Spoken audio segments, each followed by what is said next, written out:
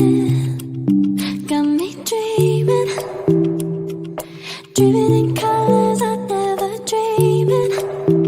Oh yeah, I let you in deeper than I let anyone else before. Filling up with my broken pieces, took them all and made them yours. Didn't know what my heartbeat needed, skipping out, no I can't keep score. When I lose my breath, boy, you got me breathing. Oh, every little thing you do, every time you hold me, take me higher, higher. Every little thing you do, every time you hold me, take me higher, higher. Oh,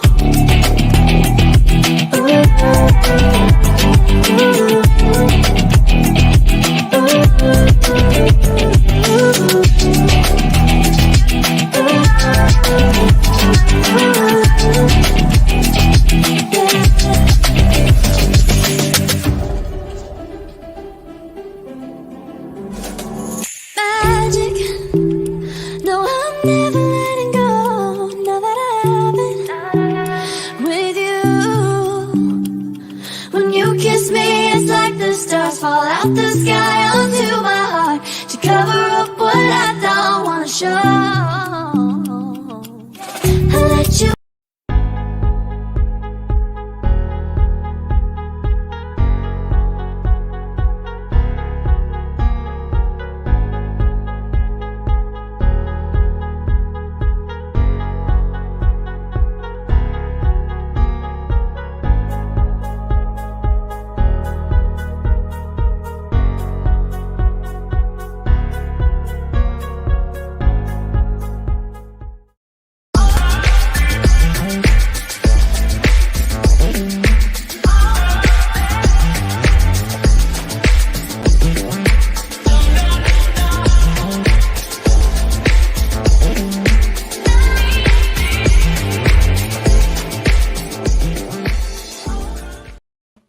Welcome to Saturday Night Vibe, the progressive news show that just don't give a damn. I am your host, Marlon Clyburn, with Theas Robinson and Tracy Carson. I said it wrong last week, that's why I'm saying it like that. Tracy Carson Media. On today's show, we're going to update on the Crumbleys and the situation with the AD. We will be discussing, how can I put this kindly? I'm talking about Fox News, so I don't care about putting it kindly. Fox News and their little tree got caught on fire. And how they put the importance of a tree above the American people. So before we even get started, please, if you're new here, please don't forget to hit that like button. If you're new and you enjoy our content, please do not forget to subscribe. Please do not forget to hit that notification bell on, even though I do have a something to say by the end of the show about the rest of this year. And so on and so forth. Theas, what's going on, man? Ain't nothing, man. Good day. Tracy? It's 24 days until I turn 48 years old. I'm ready to go. All right. See who's on here already. Hello, Susan. Hi, Susan. Hey, Susan. And Mickey. Oh, Mickey's out of Facebook jail. Yay. Hey, Marlon, Theas, and Tracy. Hey, Susan. All right. Without any further ado, let's get this party started.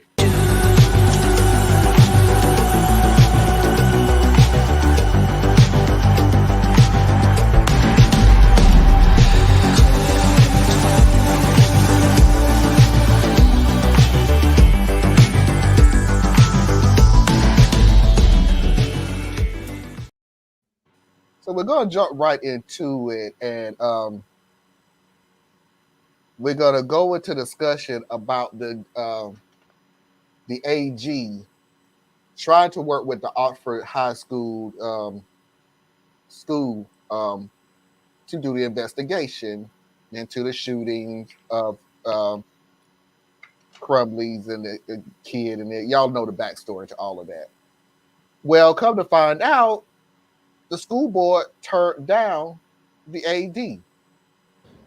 Good morning. You can just see behind me the memorial here at Oxford High School for the 4 students, Justin Schilling, Tate Mayer, Hannah St. Juliana, and Madison Baldwin. And the memorial just keeps on growing. And you can see right in the back there a message board with messages for the families and everything like that. But Attorney General Dana Nessel, she's not happy that the Oxford Community Schools has turned down her request to help in this third-party investigation. It went from a normal school day at Oxford High School to a nightmare in just 5 minutes. A tragedy that left 4 students dead. 16-year-old Tate Meir, 17-year-old Madison Baldwin, 14-year-old Hannah St. Juliana, and 17-year-old Justin Schilling. Attorney General Dana Nessel turning up the heat on the Oxford Community Schools after they rejected her office's help. I'm disappointed, quite honestly. Obviously we hope that the school district cares as much about the safety of their students as they do shielding themselves from civil liability. But her office will continue assisting the Oakland County Sheriff's Department and the Oakland County Prosecutor in, quote, any way we can. But what remains are many questions that parents have and that the community of Oxford has. Casey Smith is a father, and his daughter was in the hallway when the shooting started. He appeared on CNN last night, frustrated that 15-year-old Ethan Crumbly was allowed to go back to class after meeting with the school. I think a lot of us feel that way, angry. Either procedures weren't followed, there's protocols in place that either weren't followed or they weren't in place to begin with. Clearly, something should have been done. And there was the opportunity to do something that could have prevented this horrific tragedy. Those questions, Nessel says, would be answered through her investigation, and that families in the Oxford community will be heard. We're going to talk to the community. We're going to talk to the parents and the students in Oxford and see what it is that they want to see happen. And I'm sure they're going to make their feelings known about the rejection of our offer.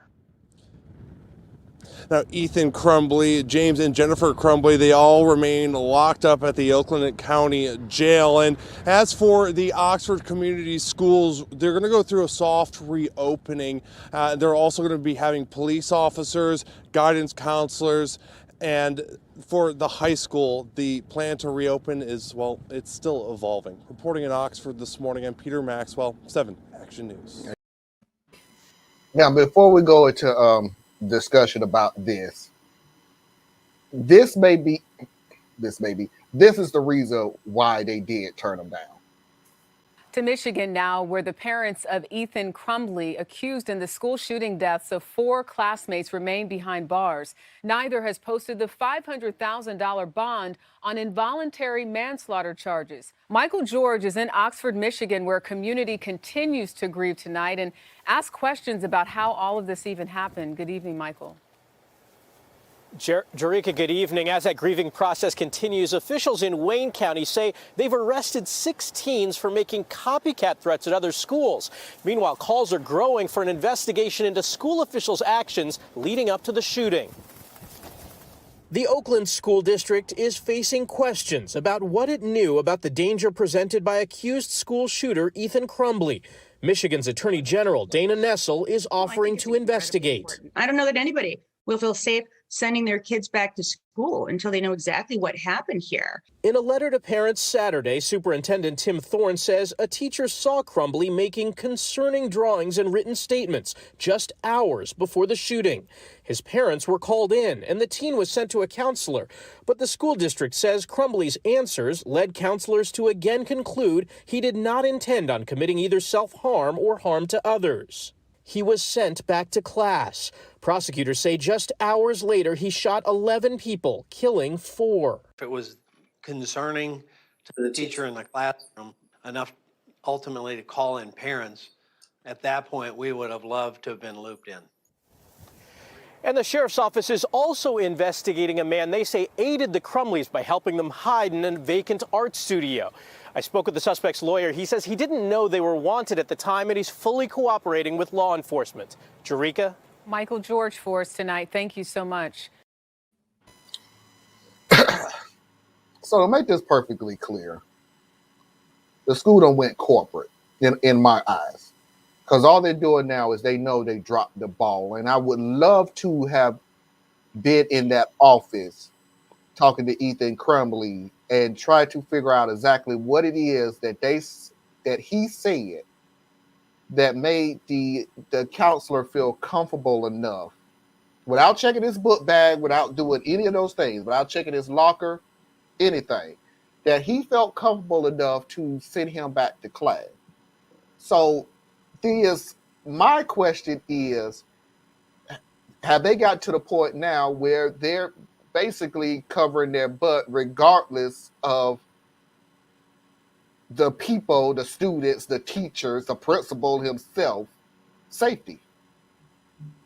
I was really hoping you were gonna go with Tracy first because I'll just be real with you, man. This is the world that we created, and I find it completely laughable that all of a sudden people want to, you know, play surprised or whatever. You know, if you go to a lot of the inner city schools who don't have really any or very little incident of firearm crimes at the school, but you got to go through security guards and metal detectors and all of those things. But you don't want to put those in the suburban schools because we don't want the children to feel like they're under watch and things like that. Well, the weapon gets into the school then. So the false sense of, oh, it can't happen here gets played false when it happens here. Um, I don't know, man. I look at it and I say, looking backwards, yeah, all the signs were there. But in a lot of these cases, the signs are there. So teacher felt like something was wrong, got the kid pulled, got the parents pulled in. Um, School listened for words that would make them feel better about sending him back because if they forced him to go home, they were afraid, I guess, I'm assuming at this point, of the crap that would come down behind it. So they played it that way. And in our system, I can't say it's wrong, but in our system, you can't be really punished too much for concerning behavior. So, on what grounds would they have searched his backpack? On what grounds would they have searched his locker? Even if they had, what would have prevented him from doing this first thing in the morning? So, yeah, I'm all for holding people accountable and all those things. I wish it just would be more across the board instead of this piecemeal thing. Because they're doing this right now, but they haven't done this in the past, and I question if they'll even do it in the future. So then, what are we really doing here? My one little pushback is what would have triggered them to check his book bag and check his locker. And my thing would have been, if you were so concerned from that drawing Mm-hmm. that you was willing to pull him out of class, take him to the principal office, and allow him to read the counselor. My deal is, but you stop there. Well, I So mean, if it was like if it I'm gonna keep saying inner city, but if it was in the city schools, right or wrong, they would have found a reason to go in that backpack, and they would have yeah. had him lift his shirt in the presence of his So you're saying parents because to of make the sure. area they was in? Yeah, I mean, Uh, it's that okay. mentality of it can't happen here. So your guard is, pardon me, your guard is lower, and you take more liberties. I guess maybe is the term.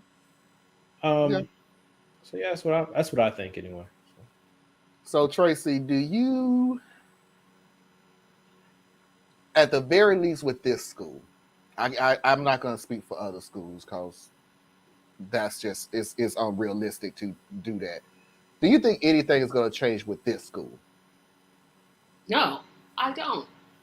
I think, wait a minute, let me rephrase that. I don't think anything's going to change in the long term plan. Hi, Anna. Hey, hey Anna, Um, Anna. I early. don't think anything's going to change in the long term. I still think they're going to think, oh, well, that was just one little bad apple in the bunch. It won't happen again. In the short term, yes, it's going to change because that news story said it was going to change. They already have police at the school. That's not going to last long. And the school can miss me with this not cooperating with an investigation. I'm just like, why doesn't the attorney general just investigate them? Who cares if they help or not? Them saying, oh no, we don't need the help. It's not like they said, okay, we're gonna do an investigation on ourselves and we're gonna see where we went wrong. No, they just say, we're gonna just bypass all of this help. So I keep wondering, I guess I'm gonna repeat myself, why is it that certain groups of people get to sidestep an investigation? Well, I would even push it one step further because this is something that I've been watching or at least noticing over just the last couple of years. Why are law enforcement trying to try these things in public all of a sudden? Like everybody's trying to get their 15 minutes of fame. That AG doesn't need to be on TV, bad talking the school district, or giving us any kind of information we can't really digest. That should be behind the scenes. Because if they're actually obstructing an investigation, they would be having charges against them. So that's not what they're doing then. It's just that they're not giving this person the information she wants off the record. Yeah, and she could just do that investigation. Does she have to ask them? Does she have to say, oh, we need your help? No, just investigate them. The public doesn't need to know about it. Exactly. So that's why I'm like, what are you up to? It's like everybody wants to be on court TV. It seems like in these type of cases. I'm like, a high profile case, here comes attorney that, oh, I want to run for governor or I want to run for something and I got to make my name known. So I'm going to put myself out here and raise all of these questions. She could have talked to the community and never would have had to. We shouldn't even know what her name is. Exactly. We shouldn't even know what her name is. But we're seeing this with the district attorneys, now the attorney general, the sheriffs, and it's not just this case. Yeah, and you know what's going to happen? All these different cases, they keep doing what's going to happen? If the parents get a halfway decent attorney, they're just going to say, well, hey Kevin. Hi Kevin. They're just going to say, well, they made us a part of a public trial. Yeah, they prejudiced the they prejudiced the juror. Yes, and it's like and at the very end, when it does go to trial, we're gonna have an issue trying to pick a juror because everybody and their mom are gonna know about this case. Yeah, where you're gonna have to trial it. You can't have it in Oxford because everybody there. Oh no! They can. They can, but they're not going to. Because look at what they just did with the Arbery lynching, right? Yeah. Everybody knew about it, and see, except for with the Arbery lynching, there was a racial dynamic, so there was something to play with there. Here, there's not going to be a racial dynamic. I suspect what they're going to do is, I want to say Marlon had mentioned this before about how the kid has a public attorney, but the parents have a private attorney. Yeah, they're going to get a private attorney. They're going to help. They're going to find a way to try to hang more on the parents than they should. So then the parents get away. And then he's somehow going to just be thrown away anyway, because, of what he did is just so clear cut. But nothing actually gets resolved. Like, what are you really trying to do to prevent this from happening in the future? What does it look like to actually make sure that families are not siloed off and they're not getting mental or financial or social assistance that they need? What are you doing to stop the next kid who is dead behind the eyes? Because this kid is just like gone. So, okay, cool. You got the parents. I don't know. I suspect they're going to overcharge the parents, and then they're going to get a light sentence, and the kid's going to be thrown away, and we'll forget about him next week. Yeah, and that's the unfortunate part, because you think about the 4 lives lost. Let me backtrack. First of all, I'm glad the $100 million lawsuit is against the school. They'll never have to pay it, but I'm like, good, because they were clearly negligent in how they handled that case. So I'm happy about that, because I don't think they're going to ever win $100 million. No, but I'm like, you know what? They were negligent. But getting back to my point about, people who want to gain celebrity through other people's tragedies, I'm like, there's 4 children. Not for people in their 90s, not for people in their 50s, for people under the age of 21 that will never, ever, they won't get to vote, they won't get to have a alcoholic beverage, they won't get to do any of those things because 2 idiot parents decided to buy their underage child a gun. Well, sadly, in America, What? children really don't matter. Like No. everything in America is, and I mean, it's always had a problem. Please don't get me wrong, but everything now is especially about a balance sheet entry. Are you an asset or a liability? Exactly. So, as far as children are concerned, on a balance sheet theory, they're nothing but liabilities. They don't add anything to your revenue. They don't pay taxes. They don't generate anything. They only cost.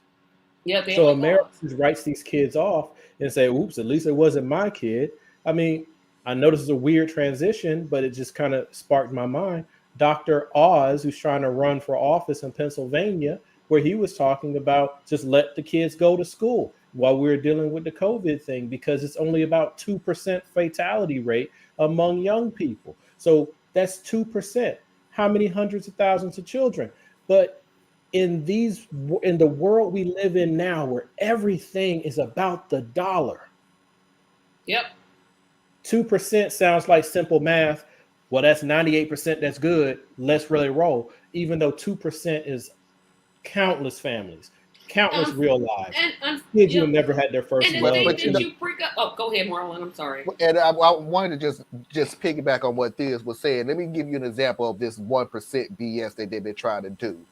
So 250 people from this certain hospital, 350 people at this certain hospital was fired because they wouldn't get the vaccine.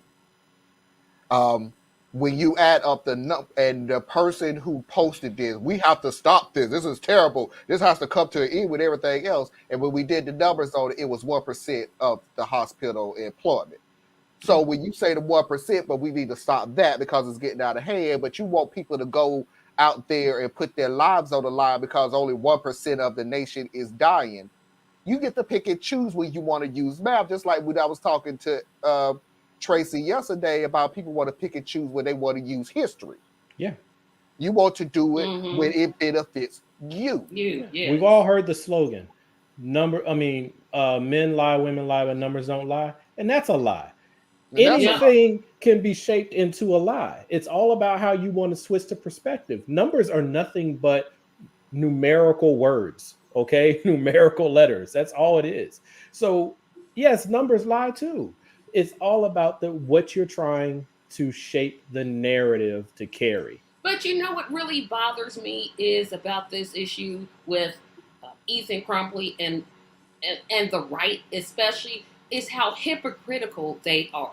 They always talk about we're pro-life and we're okay. Family values. Family values and man, woman, whatever it is they're spouting. Not only do they not espouse to any of that, they really don't care about the children, because if they cared about the children, how do you have a congressperson posing with rifles with his underage children? But you're pro-life? No, you can miss me with that. Because kids in this society is a problem.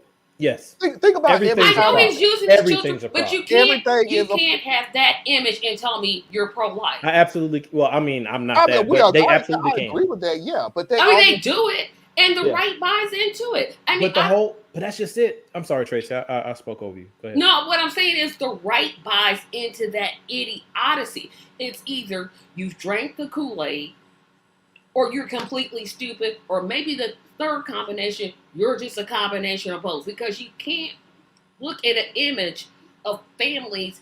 If you replace that image of a white family and they all have guns, and you made every single last one of those people non-white, i.e. black, that would be or Middle Eastern. Exactly, or Middle Eastern. The whole dynamic would be so different. It would be just, well, how could they do this? Like I said, if Ethan Crumbley were black, not only would they have called the parents to escort the child, they'd have called the police and said, hey, this kid is making threats. No, they would have sent the parents to the local police department to pick him up there. Yeah. But exactly, yeah. But the thing about it, though, it's not just they buy it. They do it because we all buy it, right? So we just feed into it from a different angle, but we're all captivated by it. So to me, that's why I keep saying, fruit versus tree, right? Actions versus words. I don't care about your symbols. Give me the substance, because when you line up what someone says they believe and then you line it right up against what their actions are, the only ones fooling themselves are the general public. Like, we'll look at it and say, well, what if that was a black family? The whole thing would be different. Yes, it would, because in America, and I think it was Kevin who mentioned everything does tie back to race in some way.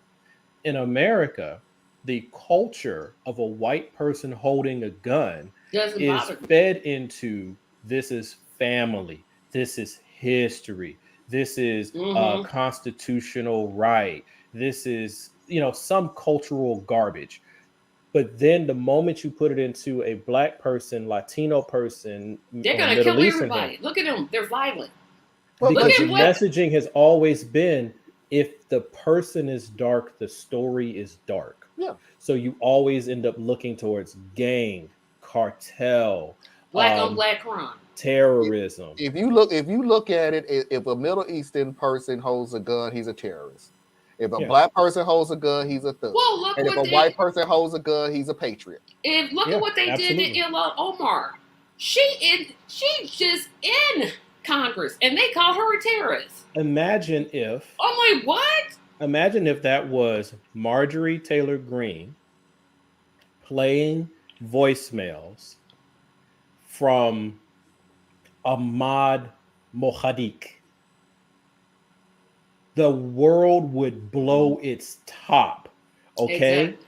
They would be up in every mosque. They would be harassing every young Middle Eastern person, regardless of where they're from. And I can say that with full certainty because we've done it. And we continue. We're doing it. But I'm saying we've done it like after September 11th. Yeah. All you had to be was look like you were a Muslim. It didn't matter that you weren't Muslim and you were actually Sikh. You just looked like it. Yep, if you right? were Sikh, well, why are you going back to September 11th? Only because that's where I was starting. You can come further up. Look at the COVID situation. Yeah. And how the Asian I was about to go there. Risen. Yeah. Trump shadow of a doubt because the president said this was a Chinese virus. No, he called it the Kung Fu flu. He called it China virus. He called it Kung Fu, all those things. Oh, he had more than one name? Yeah, he had a lot of horrible. And you want to attack the Asian community that's here that can get it the same way. It's so stupid. That all you doing is you had violence in you and you just wanted to release it for any other reason. Because common sense will let you know, it ain't like they brought it in here. But that's just it. And that's the American mental illness. Because remember, it wasn't just white people harassing Asians. Nope. It was black folks doing it too. Black folks were doing it too. Right? Yeah. So this is a cultural failing. America is violent. America is hateful. It's what America is. Every step of its history, from how it got here, how it grew from here, literally the American story is so reminiscent of what we watched when who those people called? Because I want to say it's Al Qaeda, but it's not them. It's the one that came after ISIS. them. Yes, the way they were expanding, right? They went into someone else's land, subjugated the people who were there, built a caliphate, started spreading out, now claimed that it was legitimate, all that stuff, right? They were everybody's following the same playbook. But for some reason, America likes to sit up on our high horse and pretend like we didn't do any of those things. Yeah, we're not the colonizers. So No that's why way. we Not still us. can't fix anything. We can't fix anything because we're still fighting the same battle of who is worthy to be called an American. And as long as we're still fighting that fight, we're going to keep pointing out these hypocritical things. I don't have anything to add. But let's move on.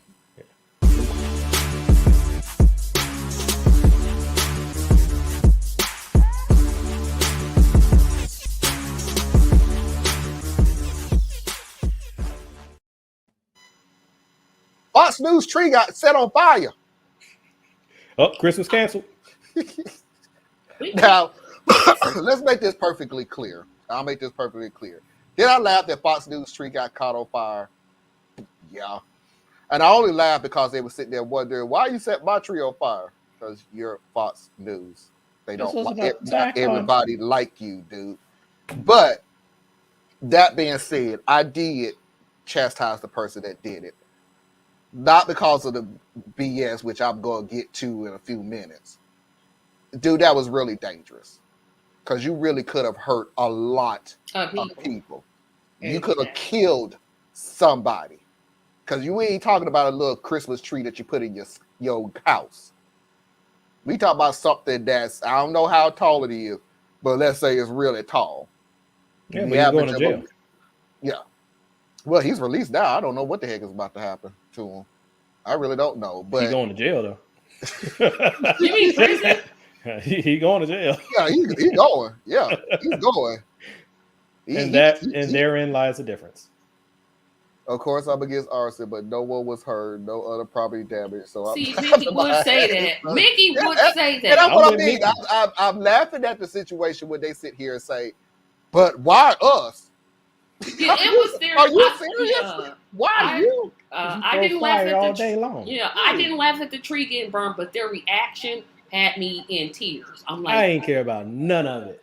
I cared about somebody. I can't feel sorry. No, if you champion harm and pain to other people on a regular basis, like you make your bones on casting harm towards other people, I don't care when you get hurt or offended or your little property gets destroyed. I will never value property over people. I don't care. Because the tree ain't got nothing to do with Christmas, no way. Not really Christmas that they say they were supposed to be, but that's a whole nother discussion. Well, let's go ahead and get into the whole Christmas tree crap. Now, we have breaking news from the overnight. Somebody set the Christmas tree that is located outside the Fox News Midtown headquarters on fire. You're looking at Citizen App video of the flames. Police say that it happened just after midnight. The suspect is in custody. Eyewitness News reporter Tony Yates is live in Midtown. Tony has more for us. Good morning. Good morning, Ken. You know, that video is so sad, isn't it? The first thing we want to say, though, is that nobody was hurt in this fire, but it really is to look at that video. It's so sad because it is a symbol that means so much to so many people, and crews have been out here right now washing down, cleaning up the area. You know, this was a beautiful tree out here in front of the News Corps building on 6th Avenue. Of course, you know, holiday decorations are up all over the city. It's a destination for thousands of I'm sorry, I just had to cut that short. It was longer. I just can't do it a second time. I had to watch it to put it up there. I just don't care enough for that. I can't do it. Sorry, I can't do it. If there had been a short and a bulb and a tree caught fire, no. About it? No, I tell you what. I like the way she was laughing though. She looked like she's about to burst out. Absolutely perfectly. The Fox host may have felt better if it was, instead of a tree, it was a cross. Yep. And that's one more reason why I have no compassion. So we're gonna get into.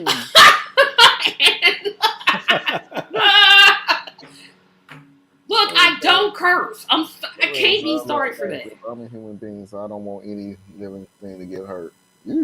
Nobody got hurt. Nobody But got their hurt. reaction, Nobody they got just hurt. went to the extreme. I'm So like, let's yeah. so let's I go just don't ahead. care about property damage. So let's go ahead and get into their Their hurt breakout. feelings. Their hurt feelings. In the early morning hours yesterday, the Christmas tree outside of Fox's Manhattan headquarters went up in flames. It was an act of arson at a time where crime in America is escalating, and police say that a man who has since been released set the massive artificial tree ablaze and then watched it burn. We covered this story as a crime, and Fox covered it too, extensively as the centerpiece of their news day. Sad news, our very own beautiful 50-foot Fox News Christmas tree was destroyed. Who sets a Christmas tree on fire? Who sets a Christmas tree? Well, I mean, it's just part of the rampant, no city is safe, no person is safe from It's a tree that unites us, that brings us together. It's about the Christmas spirit. It is about the holiday season. It's about Jesus. It's about Hanukkah. It is about everything that we stand for as a country. Freedom and being able to worship the way that you want to worship. It makes me so mad. No one can burn down the spirit of Christmas or destroy our resilience. A new tree is on the way. They look at the lights, and today there are no lights because somebody burned down our Christmas tree. I hope we put it back. I mean, I hope we put it back. I hope we build it back bigger and better. Why is burning Christmas trees not a hate crime, according to the DOJ? So for someone to burn that down, it's just so disheartening and so sad. It's going to mean something a little different because we lost our tree and we're going to have another tree. We're going to build the tree. The tree will be back in no time. It is going to be beautiful and massive, and it is going to mean even more than it did before. Because if your tree is real in a crowded area, this thing you could burn down city blocks, but it's emblematic of cities across America that are out of control. This city has gone south when it comes to safety. We don't feel safe when we come to work in the morning. America's crime crisis hits close to home for us here at Fox after a brazen arson attack happened right outside our New York City headquarters and giving us a front row seat to the rampant crime ravaging Democrat-run cities. So come see us, come celebrate. You firebug little bastard, you're not going to keep us down. So this is deeply personal to all of us, not just to the folks who work at Fox, but to all of you at home, because it's red, white, and blue. It represents America. Our whole lobby was full of smoke, evidently. He apparently scaled the tree, ignited a massive fire, endangering hundreds of people in and around our Fox News headquarters. Let me say this before anybody say something. How the living fuck is a Christmas tree got something to do with Hanukkah? Hanukkah, America. What the hell is you talking about? The March on Washington. I mean, just bring them all out. We literally had a dude that sat there and said it was the equivalent of the attack on Pearl Harbor. Because I swear, dog, this is why, and I put this in a post here recently. This is why the left loses. See, the left loses because we don't seem to understand what we're up against. See, the left, we use logic and reason, and we want to push legislation and policies, and we have these like nerd discussions. But we're having nerd discussions when the other side is busy licking the walls. And drinking the Kool-Aid. Idiots. They literally, all they did that whole montage was feed fear and victimhood to their audience. That's it. I just didn't know. All in there. You know what? I didn't know a Christmas tree had that much power. Let's just forget the true meaning of Christmas, Christ's birth. Let's just. How does it? Totally agree. First of all, with this point, a Christmas tree doesn't have anything to do with the birth of Christ, period. But then it started to represent America, our freedom to believe what we want. One tree has all this power. Apparently, Christmas only happens in America. Yeah, nobody else in the world celebrates Christmas but America. They don't do it right, I guess. They're not patriots. Yeah, they're not patriots. No, we're not patriots because we call this idiocy. I'm like, yeah, I've been told a couple of times that I'm not pro-America just because I want everybody to have shelter and food. Yeah. You're not American. I'm a socialist. Because America's not based on that. And the whole country is operated on socialism. I'm like, give up your Social Security check. Why don't you try that? Don't when your house catch on fire, don't call the police. Don't call the fire department. Let's track back all the people in flyover country, the Midwest and the West, that are sitting on 20, 30, 40, 50, 60 plus acres of land. Let's track back to how your family got that land. And if that land came in any way through a land grant, or you can't pull up papers showing where it was purchased, why don't you give that back? Because socialism gave that to you. So it's just I can't with these people, man. I mean that tree was a socialist. Yep. Yep, they don't want to talk about that. And no, you bet not. Oh no, how dare you say something to socialist? Santa is a socialist, I should say. I'm talking about when she said Jesus part. They'd be like, oh yeah, you can't. Man, if Jesus came back, they'd kill him. Oh wait, they did that once before. Yeah, I was like, they already did that. They did that. What are you talking about? So don't be. That's why I don't listen to these people, man. But see, the problem is you can't. The problem is they're so far stupid. You can't just ignore. I would love to ignore Fox News. I would just love to. Okay. Hold that thought. I'm gonna hold it, but not long. But I'm gonna hold it. Okay. Hold my mule. Hold my mule. I played that video for a reason. It wasn't a video for the cause. It was a teaser. Because this is how Fox News feel about a tree. I want you to keep saying that in the back of your head. This is how Fox News saw the tree as representing America. It's the principle. Nope, it ain't the principle. This is how they felt about the tree. This is how they feel about government. Quarters. Now, no one was injured in this incident, but they could have been. This is a serious incident. Obviously, it's incredibly scary to feel that your workplace is under attack, unless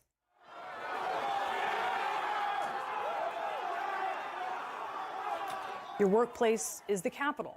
Then, according to many, many Fox hosts, it's not such a big deal. 99% of them, 100%, 99% of them were peaceful. You don't see people hiding bombs or using bayonets. You see people walking around and taking pictures. They don't look like terrorists, they look like tourists. They were there to support the President of the United States and defend our republic and stand up and say, I just want a fair shake. The insurrection at the U.S. Capitol. It wasn't insurrection. It was a political protest that got completely out of control. For best performance in an action role, the winner is Michael Fanone. At Fox, when the target is a Christmas tree at their workplace, it is a sacrilege. But when the target is the seat of American democracy, it's not. The whole of Congress, as they certify a presidential election that was fair and secure. When the perpetrators are Trump supporters in the thousands, 4 of whom died that day. When the victims are police officers, 140 of whom were injured. And when 5 police officers have died in the wake of the attack, including 4 by suicide.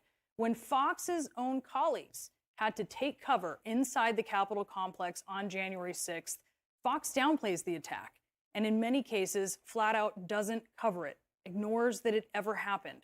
Just imagine if Fox hosts could muster for an armed attack on the Capitol the same outrage that they did for their Christmas tree. Perhaps some of the almost half of Republicans who think January 6th was a legitimate protest might actually see it for what it really was.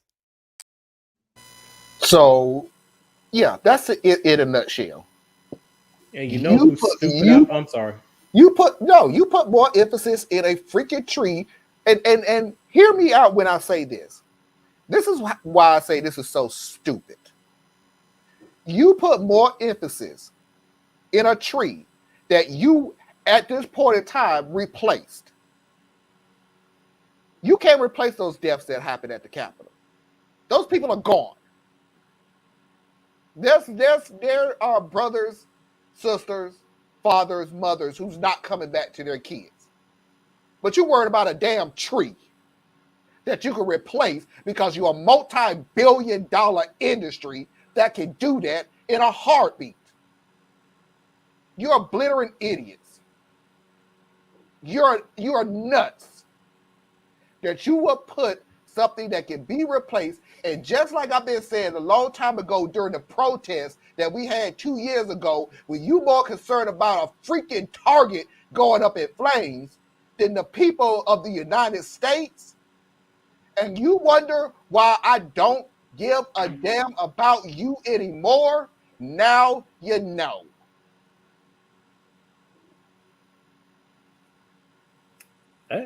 Yeah. I mean, what do you expect a terrorist to say? Yeah. I mean, really, what do you expect? Exactly. I mean, their whole mission is to win, and that's what they've shown, and that's why I get so frustrated with so-called lefties, because we act like complete idiots. We act dumber than they do because we keep acting surprised when they are 100% consistent. They're consistent for the last 150 years. They are doing the same thing every time. Ignore what doesn't benefit me, play up what does benefit me, tell the truth when it benefits me, tell the lie when it benefits me, but in all cases, move to win the day. That's it. I'm gonna have to agree with Anna's point. They know good and well that was a terrorist attack that happened on January the 6th. But it doesn't benefit them to say that. Right. It doesn't benefit their mission to poison the people that watch their channel, because I'm convinced that's gotta be their mission. I don't even like that's what they aim to do. They know that some person in probably Indiana is going to look at that and say, this is just an attack on our faith. Although, again, the Christians under attack again. Yeah, and like, even though they threw in Hanukkah, which, again, I didn't even know was associated with the tree. I didn't get that, but whatever. But, like I said, I'm frustrated because, again, I want to ignore Fox News. That's my whole mission in life. It's just to ignore them, act like they don't exist. The problem is I know too many people that watch them who I hold close to me, and I'm like, you need to, like, stop watching them because they're fooling you, like they're manipulating you. And it's like, no, Fox News would never not. Hope you're okay, Susan. That's what I'm saying. That's what I'm gonna say, Susan. Please be careful. Yeah, glass is nothing to play with at all. Yeah. Especially you talking about some shards. Yeah, because them getting there, nope. But that's what makes me sick is people who I literally care about. I mean, I care for all humanity, but people I know that are close to me are watching this and they're believing it, and I'm like, no, stop watching them because they're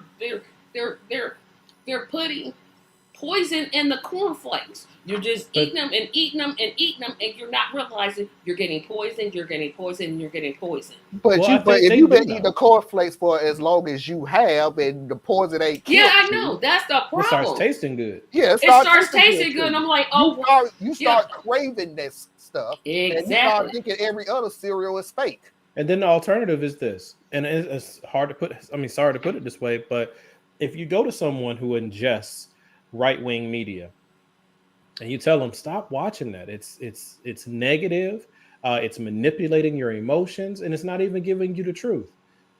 The next thing is going to be, well, where should they get their information? Because if your response is going to be places like MSNBC, they got a counter for that, because it's just, in their eyes, it's just Fox on the other side. If you say CNN, they got a counter for that, because it's nothing but entertainment news. If you tell them to go to Al Jazeera, ooh, that's actually run by Muslims. And if you tell them go to BBC, well, that's not even American. What do they really know? It's you can't, in my opinion, you can't get them off of it. No, and that's the thing. When I try to, bring up independent media, I might as well just be on a mountain just yelling like, stop. Because what independent media do you go to? Everybody, and this is my firm belief, and it includes myself, everyone has an agenda. They sure everyone.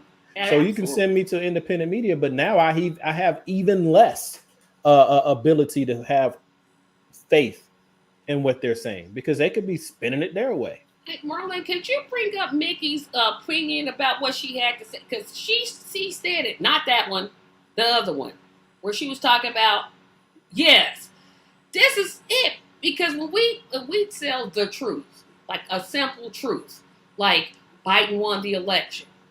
Oh, well, I literally got into a Facebook argument, which is the worst argument you can get into.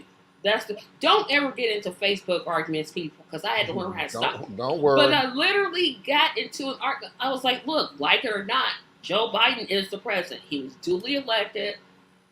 The aliens didn't come from space to change the votes. Alan Chavez didn't resurrect from the dead to get the votes to Biden, and instead, he's president. Oh, no, that's fake news. Okay, where's your proof? Well, you're trying to actually have. First of all, you can't change anybody's mind. Like I speak a lot about what my opinions are, and I do believe that I use facts like you guys do and all that.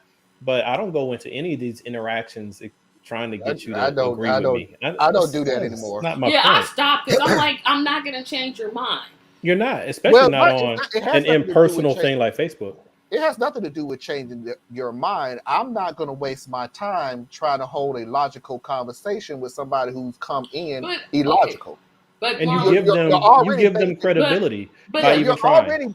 You're already basing anything that you're going to say to me off of illogical ideas and beliefs. And you want me to waste my time with you trying to explain to you how everything that you're saying and believing is a bunch of crap? I'll say like my cousin say, if I don't do nothing but go outside and jump up and down in the rain, is better time used than arguing with you. But here's the problem with that, though. Here's my only kickback to that. I agree with what you've been saying, but there's too many people that watch Fox News and on and listen to Alex Jones and listen to Joe Rogan and listen to all these people, and they're getting their facts. They're a small minority, but they're loud. And you could go to this group with the legitimate truth, like saying the sky is blue, and they will argue you down and say, no, it's red. But why do you care if they ever agree with you? That's my point. Like, to me, there are people that... You don't have to agree with me. You just have to acknowledge the facts. They don't have to, though. That's crazy people. When you take facts and just say, nope, that's it. But the way I do this, and I mean absolutely no disrespect to anyone out there, but I put it akin to religion. There are very few things more personal to a person than their religion. And it doesn't matter how they came to be part of that religion, it becomes part of their identity.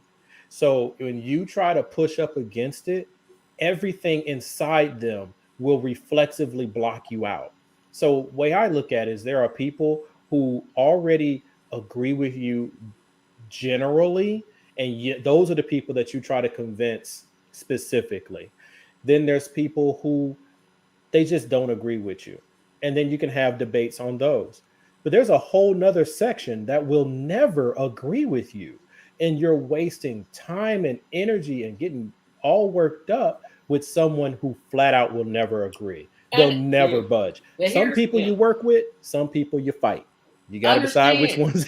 But if the people who are just, as Mickey said, complete idiots, if they keep getting larger and larger and larger, my fear is we're going to be a nation, well, we already are a nation governed by idiots, but that voice is going to become more and more, and it's going to grow and grow and grow. Because we don't fight back. We just let things happen. We don't fight hard. We don't know how to fight, because the only thing I know to fight with is facts. Like, hey, Biden won the election. Right, which is why we can't win. Because facts are no match for emotion. Yep, and that's what makes me mad, because I'm like, I see us turning into a fascist nation. We already are. No, we're not there. I said this. No. I agree to disagree on a certain fact. The people of the United States is not turning to a fascist nation. Nope, the government people in power. Yes, the government is. And look at somebody like Ted Cruz. This man literally during a power outage decided to go to Cancun? Yeah, because there's no consequence. Left his poor there little wasn't dog Snowflake in the house all by himself. But Tracy, they left him alone. And He threw his children under the bus. He threw his wife under the bus. Blah blah blah blah blah. And then what happened? Nothing. Right. That's what. Because we are now at a position. And by the way, sorry, Theo, let me say this. Yeah. And by the way, who not gonna believe that he won't do it again this year? If it happens, only difference is gonna be is he's gonna put in early in advance. Yeah, he'll leave in advance. Tickets to Cancun, so that way he covers himself. That he already had this already on the books. But if you really believe if this power goes off in his house and he's going to stay there this time, you're out of your mind. And they're already projecting that it will. So, but the thing about it is, this is why I keep admonishing people who refuse to use proper critical thinking skills. Everyone wants to fix something today that they refuse to work on fixing yesterday. This is a problem that has been going on since at minimum the 80s, at minimum. So you're not going to fix that right now. In fact, because we didn't care about what happened with the Supreme Court, we didn't make sure we were making noise when they went after our voting rights. We didn't make sure we went and made sure that we made noise when they were going after abortion rights for the last 40 years. Now these things are coming to pass, but they're coming to pass because for 40 years, the other side was busy. And now we're sitting here like, well, fix it, somebody. No, we've allowed the system to get so corrupted that the very thing the framers said would happen is happening. It's happening. And so now the government picks its voters instead of the voters picking its government. And it's not. That's why you have people like Gosar and Green and Cruz and all them acting a complete fool because they know they're insulated. Yeah. You get rid of them, you're just going to get another one just like them. Or worse. So. Or worse. That's why we're on our way to. I instead of calling it heading towards fascism per se, I say what I said 5 years ago. We are going backwards in time on a social dynamic. So right now we are in the 60s, heading back towards the 50s. And what did we have in the 50s and the early 60s? Jim Crow, which is nothing but apartheid. So we're heading back that direction because we didn't do the work.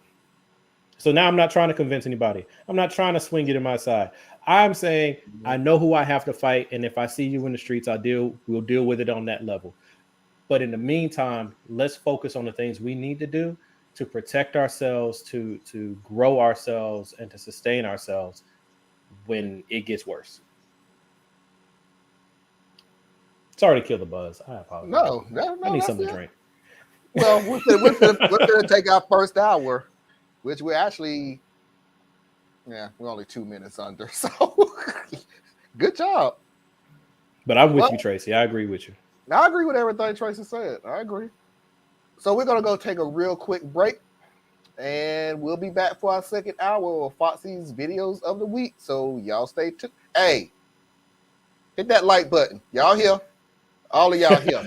All of y'all here. Y'all hit that like button. And share on your social media pages. Yes. And share. Oh, Cody, that's what's wrong with America now. We don't want to share nothing. That's why we don't have. Wait. Weren't we supposed to have a challenge, sir? Yeah, well, we're going through it now, and so far, so good. And she's already. So far, I'm doing great. I don't even know the challenge. What happened? Sorry. He had the nerve. I got 1 minute. I got 1 minute. Yeah. Tracy's challenge is that she cannot put down the Democratic Party in no way, shape, or form, and that includes the Democratic people too. So if I had known that, I'd have been like, "Well, Tracy, how would Hillary Clinton fix this?" Well, for the second she likes Hillary Clinton, don't she? Yeah, I forgot she is a Hillary fan. She likes Hillary Clinton. No, I do. No, I am not a Hillary fan. I think she just lost the challenge. No, I did not. No, she said she wants to play. All right, That's we'll be back on the other end, y'all. Y'all stay tuned.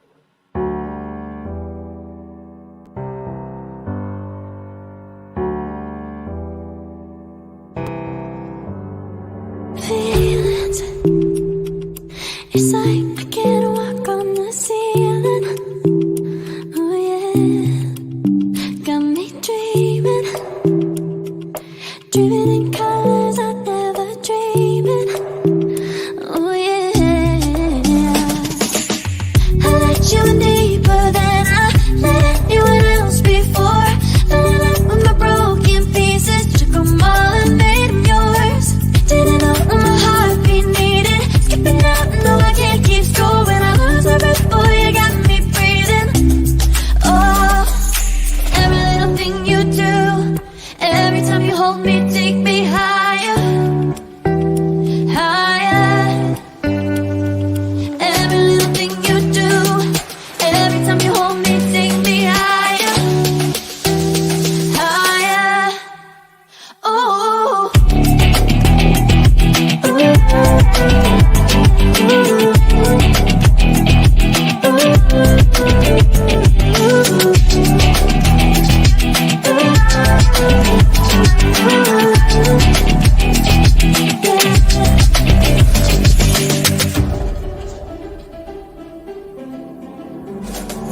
magic. No, I'm never letting go. Now that I have it with you. When you kiss me, it's like the stars fall out the sky onto my heart to cover up what I don't wanna show. I let you in deeper than I let anyone else before. Filling up with my broken pieces, took them all and made them yours. Didn't know what my heartbeat needed, skipping out, no I can't keep score. When I lose my breath, boy, you got me breathing. Oh, every little thing you do, every time you hold me, take me higher, higher. Every little thing you do, every time you hold me, take me higher, higher. Oh, you take me higher, you take me higher, baby, you take me higher, you take me higher, baby, you take me higher, you take me higher, baby, you take me higher, yeah, you take me higher, baby.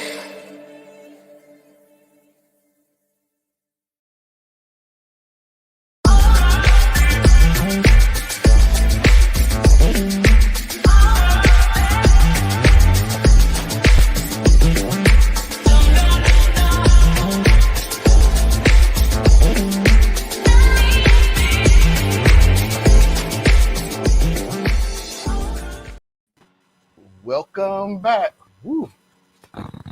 We have company downstairs. I ran. Oh, wait a minute. I'm okay over here. Gotta fix that. I I had can sit company on the down. end. It's cool. I had a company downstairs who was listening to the show, so I wound up going down there, and then we got into a discussion down there. It's a theist in this house. I wound up holding a conversation with him, and I started listening, and it went. It took me high. I was like, oh crap, the music for the end. Welcome back to the second hour of Saturday Night Vibes. We have a lot to clean up because I didn't know people were still talking when we left. So let me see. Now let's start right here. First step is everybody becoming atheist. Second step is everybody learning more. I think that's anarchists. Yeah, anarchists.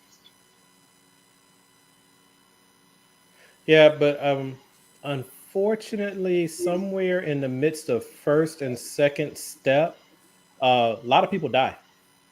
Yeah, we're trying to mitigate that one. Hey, well, like it back. Yeah. Can I share for 10 more days because I've been such a bad. Oh, Mickey's still not on Facebook? I thought she was definitely back on. Oh, Mickey, what did you say? Don't do that. We don't want YouTube to come get you too. My drink is sitting on my table. It's gonna keep sitting there. Wow. And of course she laughed at you because that was coming.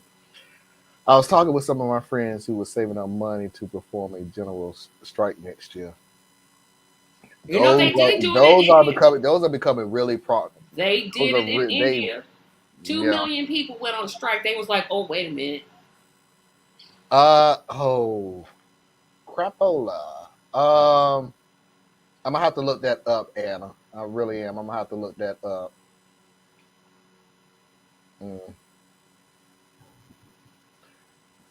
Marla.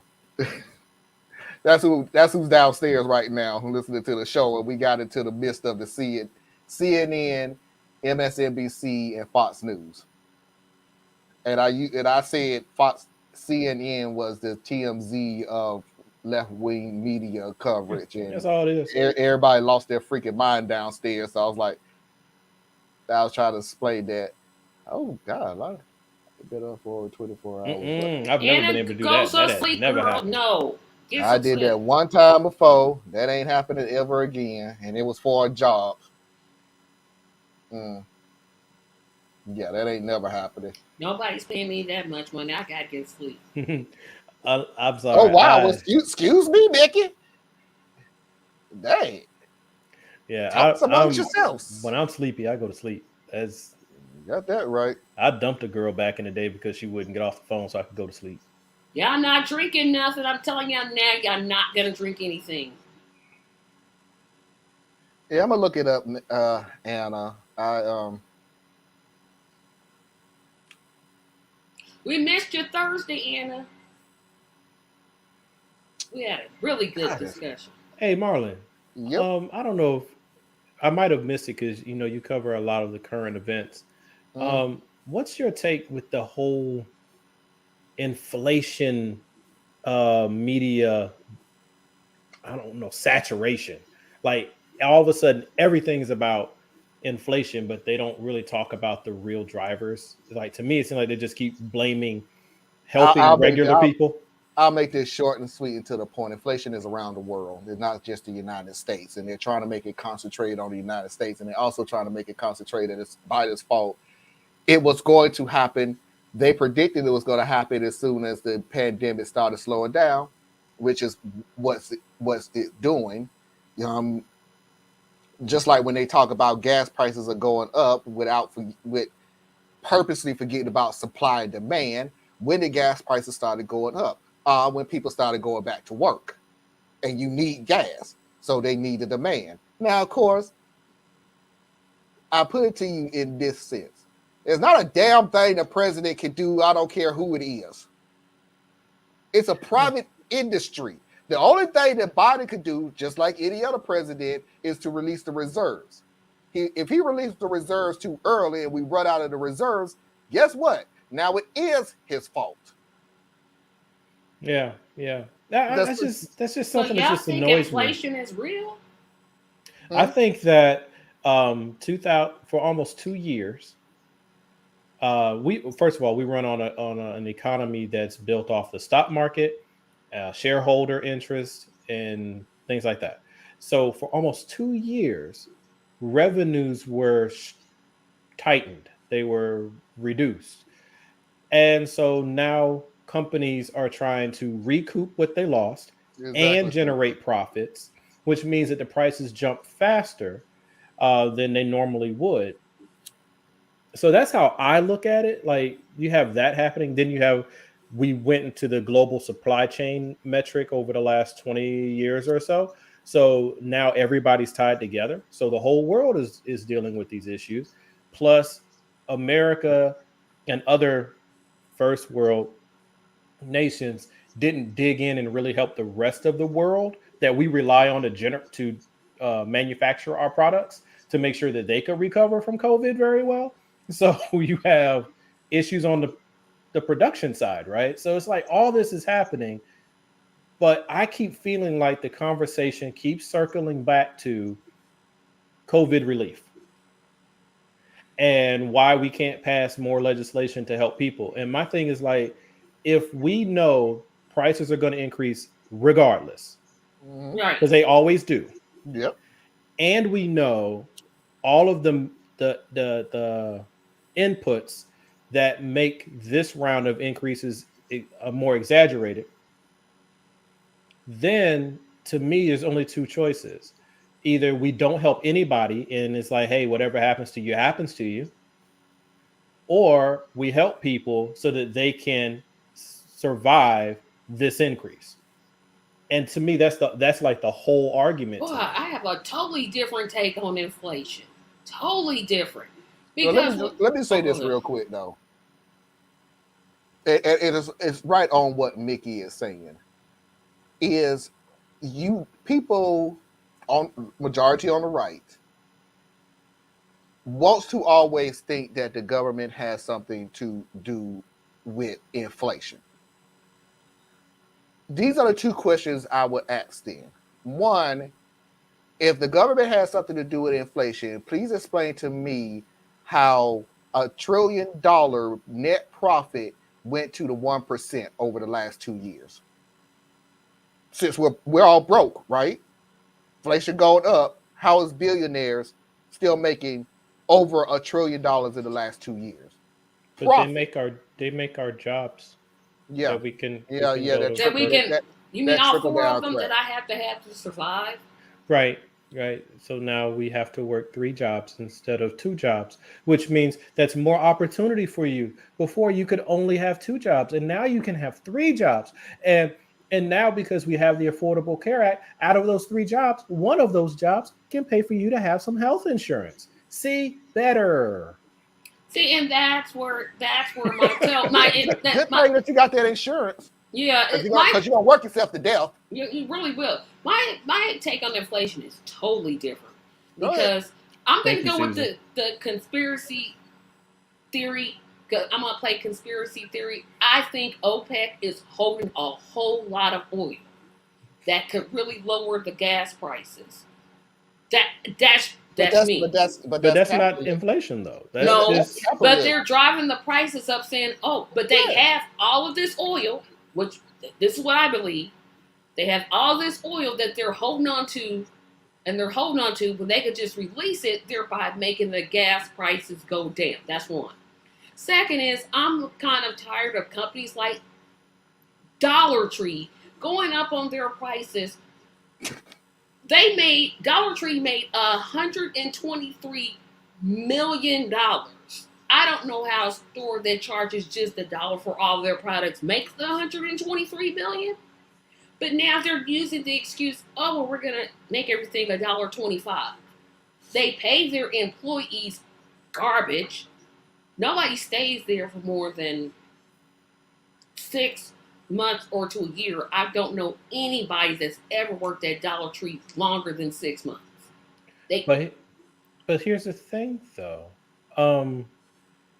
It's going from like $1 to $1.25 to $1.25. That means more money they're going to make, and they've been around for like 30 years.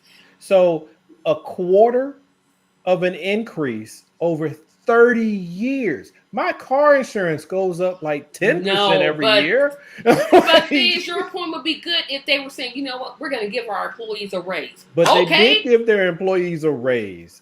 Do you really think in this economy, the one that we grow up in, this thing that we're all subject to, so they're not going to pass all that along?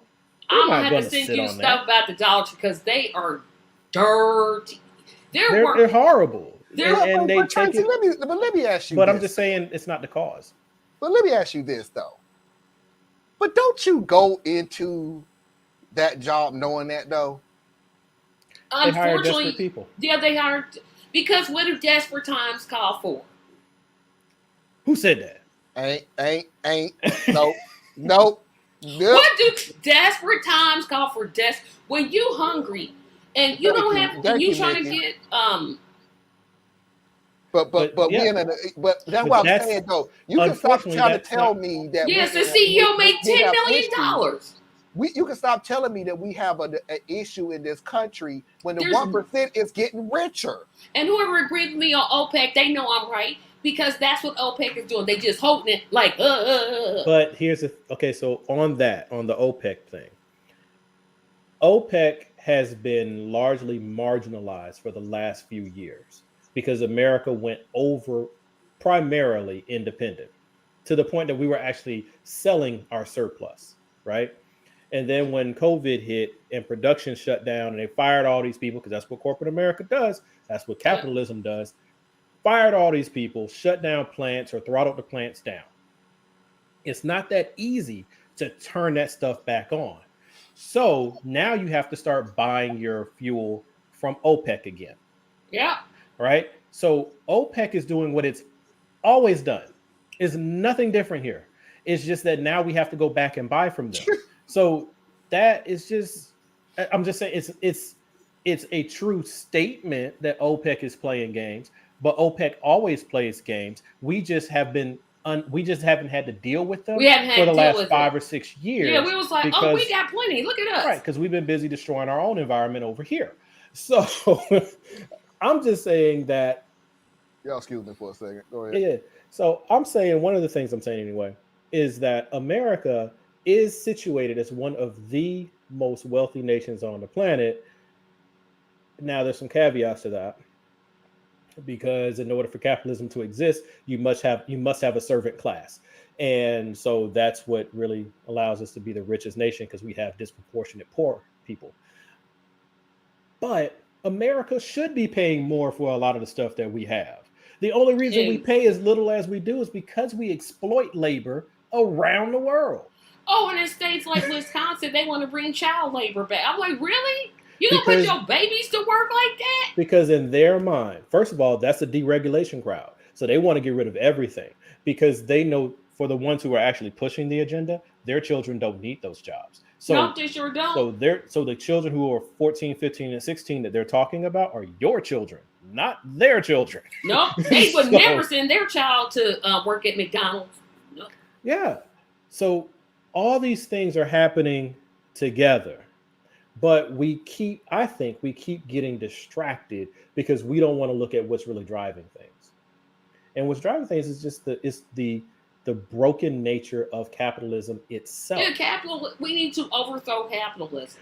But see, that yes and, right? So yeah, it's a yes and, but I'm just making a simple statement. Because to me, like, capitalism, how I put this? It's evil, destructive, and not necessarily, because it's all about how you do anything. Because socialism can be evil too. Yeah, that's true. Right?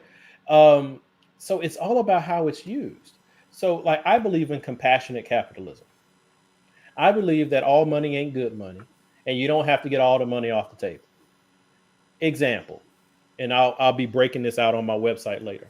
But when I finally am able to get my business up and running again, I believe that all of the salaries should be indexed together, so that if the CEO, if you want to pay your CEO $10 million like Dollar Tree does, fine. That's cool if he's worth it or she's worth it, and that's what you want to do.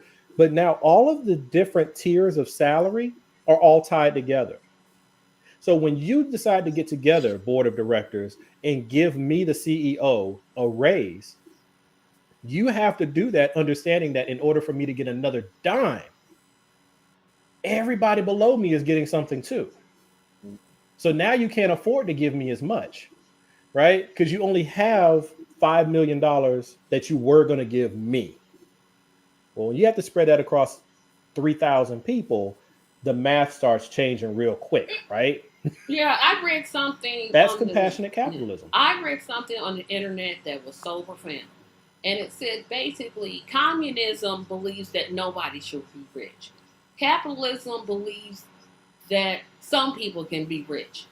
But socialism says that although everybody can't be rich, nobody should be poor. And I think that's why that really resonated with me, because I'm like, nobody should, you should not go to any job. I don't care if it's at McDonald's. I don't care if it's I don't care what job it is. I don't care if it's cleaning somebody's house. I don't care if it's taking care of somebody's children. You should just be able to hold one job, and that should pay for all of your expenses. That's what I believe. So one thing I would say is we have to be careful that we don't blend models.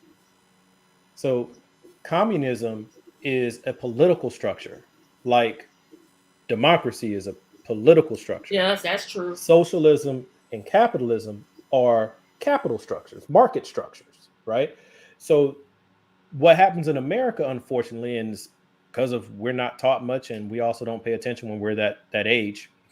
But Yeah. it's too easy to take socialism and communism and treat them like it's the same word when they're completely different. They're completely different. Yeah, socialism on a market basis is just saying who owns the means of production. Yep. We And all capitalism is saying a few people own the means of production and everybody works for them. Socialism says we all own the means of production and then we all work from there. But both systems are inherently flawed because it relies on people. And people are greedy. They sure are. And then we already have the discussion that that's the issue in America, that the answer has to be absolutely perfect.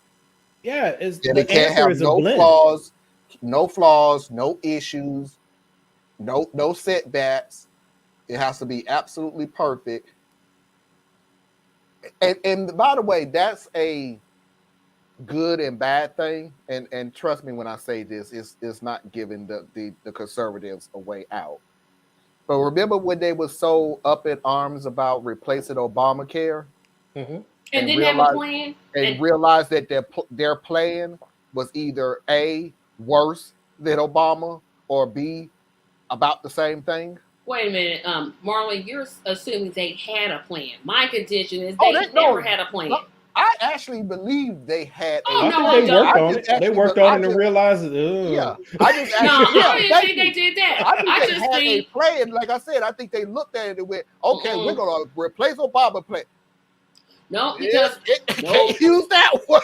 They never had a plan. All they wanted to do was if Obama said the sky was blue, they would say it was purple. I mean, that was their whole. They're against the Democratic Party, so it doesn't matter. But what I'm saying is, it's hard for them to come up with another plan because Obama used their plan. Yeah. So for them, it's all marketing. All marketing. Repeal it because the Democrats said so, and it's just a giveaway. That's all it is. But they never actually wanted to repeal it because they know if they repeal it, they're going to hurt their voters. Their voters. And they're all getting free health care. Really? Well, a lot of their voters are getting free. I'm talking about the legislators. I'm not talking about. I do always have an issue with that. I'll just always. We're going to move on in just a second, but let me just say this real quick. I do always laugh at the fact that the people who complain about health care have health care for the rest of their life. Cadillac of health care. Like, I mean, they got that. How are you going to explain to me that I shouldn't get the health care not only at the level that I need it at, but at the price that I have it, when you do not ever have to pay for health care ever? And their dependents. You know and what's their really spouse. funny about that whole thing? These are people that we pay a lot of money to. Sure do. We pay six-figure salaries. And all of their money comes from taxpayer dollars. Absolutely. And then they decide what the taxpayers are entitled to. Yeah. That's a trip. Okay. That's what I mean. Yeah, that system, we need to just get like, look, here, you're going to be elected office, cool. We're going to pay you a little stipend, $500 a month. You do you, and let's go ahead and buy. I saw that meme a long time ago where they said, let's start putting these politicians on minimum wage. On minimum wage. And I guarantee you things will get done. You know how you get? Because they're so rich, they wouldn't care. Yeah, they'll say, "Well, I'm donating my salary," because they get paid from other things. That's what Trump did. That's what Trump did. I'm donating my salary. Well, you got 5 casinos that went bankrupt, and you got money off of them. If you want to fix what's ailing this thing, pardon me. 1, term limits. I love 2, term limits. I would love to have term limits. I agree. Unfortunately, they have to vote to make that happen. But they have to vote against themselves. But then also that they only get their salary. They can't receive any other monetary or monetary equivalent from any other source, which would involve public financing for elections and stuff. So they can get rid of that, right? So they have to. All of their investments have to go into a blind trust for as long as they are in office. So they can't do any trades or self-initiated trades. Lock all of that stuff down so that when you decide to go, you are actually doing a public service. what I believe you will find is people will still go in a greedy way because they're going to make relationships that they'll then capitalize on when they get out. But the money won't be there while they're there. Yeah, it won't be So there. you'll have less people who are making $300,000, $400,000, $500,000 in the private industry willing to go make 120 in Congress. And that's how I think you clean up a lot of it. But we have a system that, once again, we fell asleep at the switch for 40 plus years. So now it's hard to even fight against the system because they've rigged it. Yeah, and that's the thing is, I think I talked about this on the Progressive Queens. The president has a term limit. The president can only. Yep, that's true. The president has a term limit, 4 terms, maybe twice. That's all they're going to get elected. The Senate and House don't have. Here's how Tracy rectifies that. If you in Congress, you can only serve 6 years. That's it. I don't want you coming back. I don't need you coming back. You got 6 years. My number's 12, but okay. I will give you 2 terms. I'm 1 term, 6 years. That's it. Every 3 years, you coming up for election. You in the Senate, you get 1 10-year term. That's it. You got 10 years to do what you gonna do, and we see you later. Because this people serving since I was 3. I will be 48 in 24 days. Are you serious? And McConnell did it the whole time. The whole time. I'm like, dude, go play golf or something. Yeah, so the reason I say 12 is because that's 2 6-year terms for a senator, and that's 6 terms for a House, if you manage to win re-election enough times. But that's less than the amount of time it takes to have a full career doing anything. So now you've left private industry, you came to do your civic service, and then you just go on, get the hell on, right? But because we don't have the term limit part, whatever it lands out, whatever it shakes out to, because we don't have term limits, these people are untouchable. Yeah, the president has one. The president's really the only one who has one. Yeah, because right? You can because they didn't senator. Who was it who won presidency like 3 times? Roosevelt. Roosevelt won. So after that, they ain't want to deal with that no more. What's so funny about this story about Roosevelt was he won 4 times. He won 4 times. Yep. And nobody complained about him though. No, they sure didn't. They was like, you know what? Why they said, okay, well, no, because he'll gain too much power. I'm thinking, but y'all liked him, so why are you? But that couldn't fly now. That sure couldn't.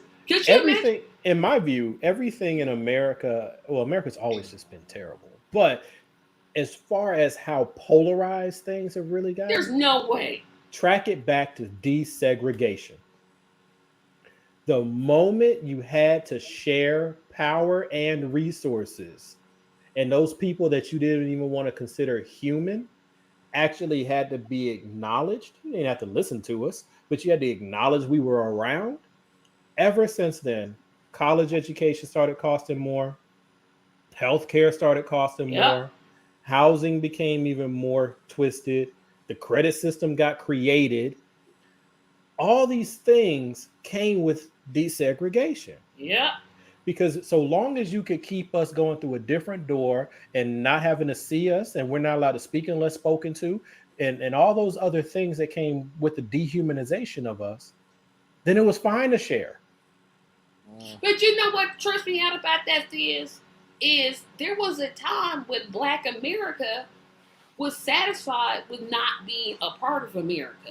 When were we ever satisfied? No, wait a minute. Let me finish. We formed our own communities. We had our own banks. We had our own grocery stores. We weren't satisfied with that. We had to do that. No, we had to do it, but listen to my whole point. We was happy with it, though. But we weren't.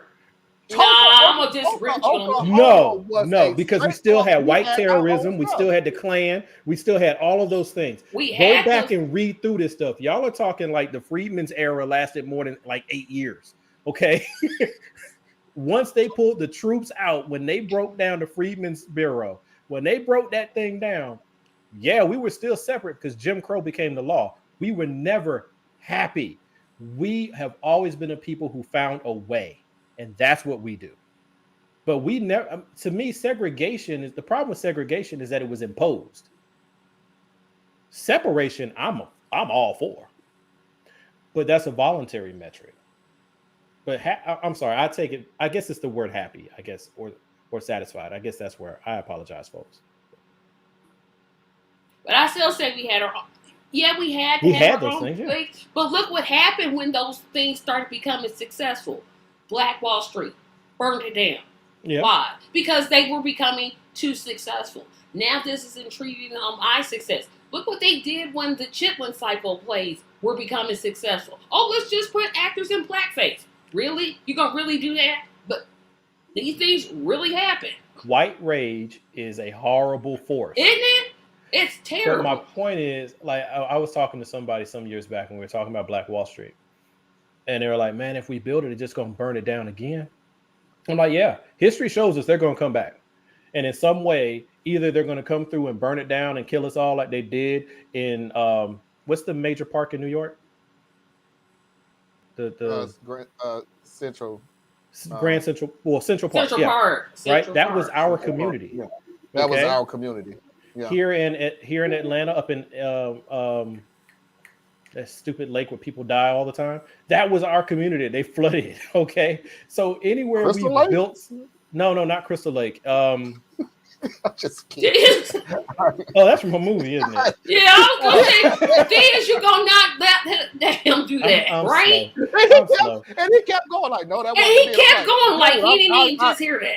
I Like, did. you did The not word hear is that. in there, but I can't get the word to come out. I mean, But- that happened in Indiana. But it happened Indianapolis. everywhere they built the highway system, right through our neighborhoods, and Right our through the communities. black neighborhoods. Right. So Right all through these things are true. White rage is a mofo, right? They're Yep. still to this day. They were mad that Ahmaud Arbery had the audacity to be running through a neighborhood or looking inside of a house that was under construction. So he was murdered for not showing deference to these white men when they pulled up on him. So white rage is dangerous. My thing is, they're going to come. They're going to come. But Absolutely. that doesn't mean you don't make it anyway. It's just that every time you make it more expensive for them to come up in there. And I'm not talking money. So that's the thing. Stop acting like a bunch of sheep begging to be welcomed into the wolves pack. You're not the same. You'll never be welcome there. Go hang with the ones who do welcome you, because there are so many people who do welcome you. Stop trying to force yourself to be included where you're not wanted, and identify an enemy for an enemy and know how to fight it and be ready to fight it. I'm going to say this for the people who are Christians. Is the wall of Jericho, right? Is that what it is, Tracy? Yes. All right. So in that story, one of the things was said was you keep your sword in one hand and the pistol or whatever the thing is, the thing they use for building walls, in the other. Other hand, yep. So while you're building, you prepare to fight. That's my thing. So yeah, we gotta do Black Wall Street. But here's a In our now current I'm making getting myself against my own argument. I think about the group in Los Angeles, the group of black investors that tried to buy a strip mall. They had all the money that the strip mall was asking. Was it sold to them? No. Yeah, because you can have the money, they still got to sell it to you. Yeah, they got to sell. So it's like, well. But here's the thing. Yeah, that's what's That's frustrating. where you got to play it Yeah. smart. You got to play it smart. See, you have to identify and accept that your enemy does not want you and they do not like you. So what do you need to do? This is where your allies come in. This is where you go and you work with your white friends who are sympathetic to you, who can then play the role to purchase that land for you. And then sell it to you. And well, they buy it in your company name. You can own the company, make them the temporary CEO or president or whatever role it needs to be for them to be able to negotiate the deal. They negotiate the deal. You just got the land. You build what you want to on it. That's how you play the game. Like the family who's suing the city or something right now, where they got a 50% appraised value on their home just because you could tell there were black folks there. But then when their white friend came, good ally, came and said, you know what? Let's strip it all down. I'll put up my own pictures and all this stuff. And then you got twice the money for it. Use the people who like you. Work with them. I don't get it. I just don't understand why it's so hard. All right, folks, let's move on because we got 30 minutes because we can't go into a 3-hour stretch tonight. No, we got to. No, I got something early in the morning tomorrow. So, yeah, that late night make sure you rest up and get the singing voice some rest so you can go ahead and sing praise and worship. Yeah, I'm going to a football game. That ain't happening. Okay. I got the tickets for free. Oh, cool. Enjoy, man. Yeah. So can't beat the atmosphere. I literally remember I kept my promise that I wasn't going to spend not one dime on the NFL. I kept my promise. I'm still not. So you're not going to eat while you're there? I'm going to eat before we go in. Oh, I know there's no fun in that. Who wants to pay $20 for a hot dog and some drinks? It's the experience. I went to a football game. I was like, nope. I'm a Carolina Panther. We're going to experience a loss. $5 bottle of Coke, $10 thing of nachos, $20 to park. So, oh yeah. Yeah.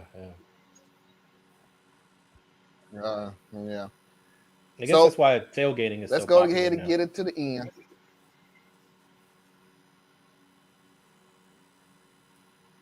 Yeah. Let's get to the end.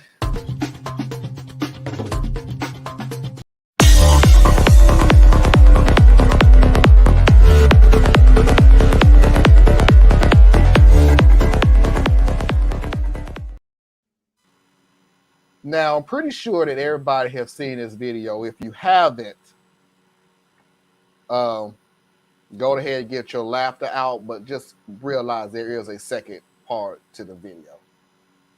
That is real short, so I'm not taking anybody down. You with Joel Osteen?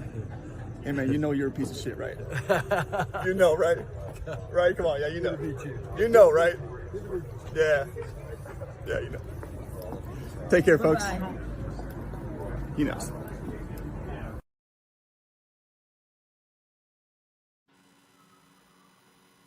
So, in case everybody missed it, that was Joel Osteen. And in case people don't understand it, we will say it in your face that you ain't ish. But there's always the consequences to your actions. Hey everyone, thank you so much for all the support on the video. I did not expect it to blow up this much. And with all that attention, I got fired this morning. So if anyone wants to buy me that beer, now would be a great time.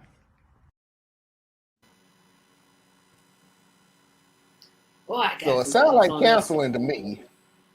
But you ain't going to call it that whole forgiveness thing. But, it wasn't Joel who fired him. It was his crazy boss. They're going to call it. They're not going to call it canceling. They're going to call it that it was an attack on Christianity, and the company did the right thing because you just can't attack Christianity. Oh no, they're going to say he's a public figure, and you're messing with our corporate brand. Yeah, you are an ambassador of the brand. Isn't that the term they use? Now. Yeah, I got a whole bunch of. I'm going opposite of what y'all saying, and I know what I'm gonna say. Nobody's gonna agree with. So, well, go ahead. He did not have. When you disagree with someone, first of all, lose me with the profanity.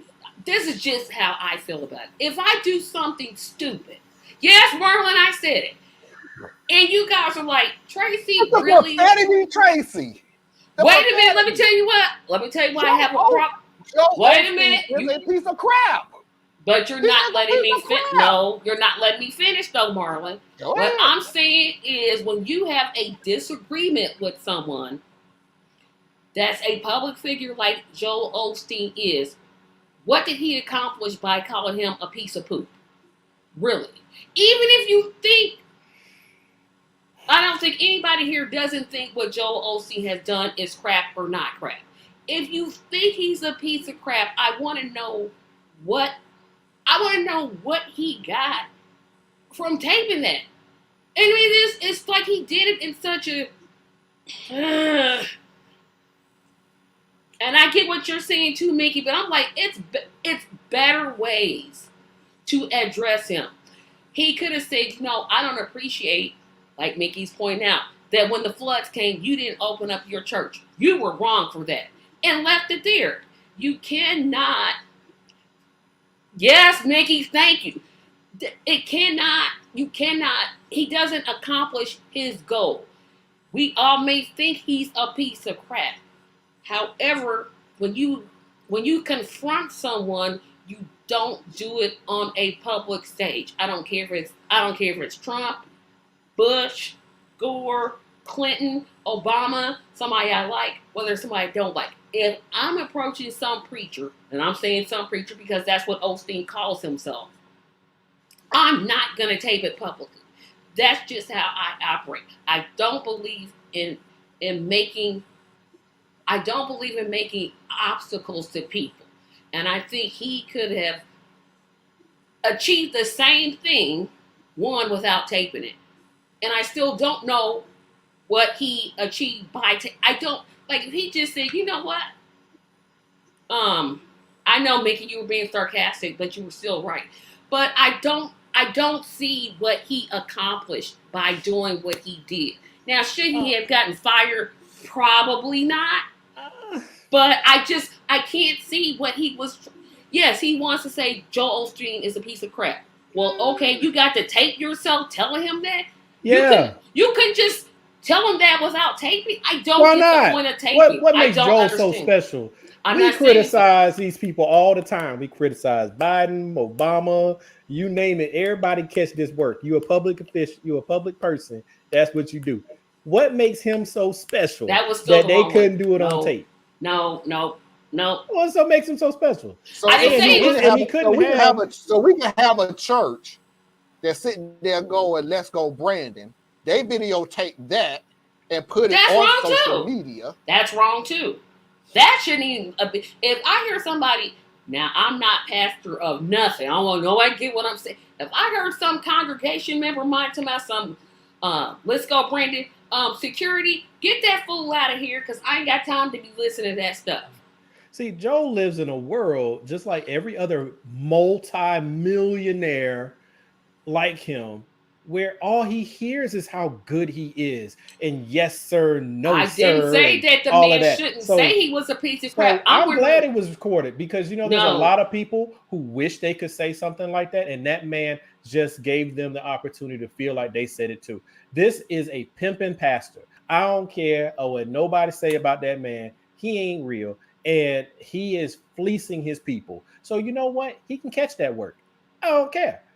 Because if he can't handle a bad word, he ain't got no business trying to fight the devil. I think he handled it. He just walked away. That's probably he had no choice to walk away. He was called a piece of crap. He was called on who he was. But and he couldn't sit there and go back and forth with him because he has an image to protect. I just don't know what the man accomplished, but I don't get it. And maybe that's my Christian lens on it. I'm like, what good? I'm just not a. Well, here's my pushback though, because one of the things that maybe not you specifically, but I want to say you did mention it sometime in the past, but wanting someone like an AOC or Ilhan Omar to stand up and say what they mean and speak on what their truth is. What's the difference? I don't say that he shouldn't have said it. I'm saying what's the point of But if these people are supposed to do it on tape, why can't he? That's my point. Because he wasn't elected to office like they were. Oh, come on, Tracy. Was he elected to office? Is that a barrier for who you can talk to? So if you're not elected, you can't talk to somebody on tape? He did not accomplish his point by taping it. I just don't see it. I don't. And maybe I'm not going to ever get it. But I don't think you want to on this particular one. No, because if somebody's a piece of garbage.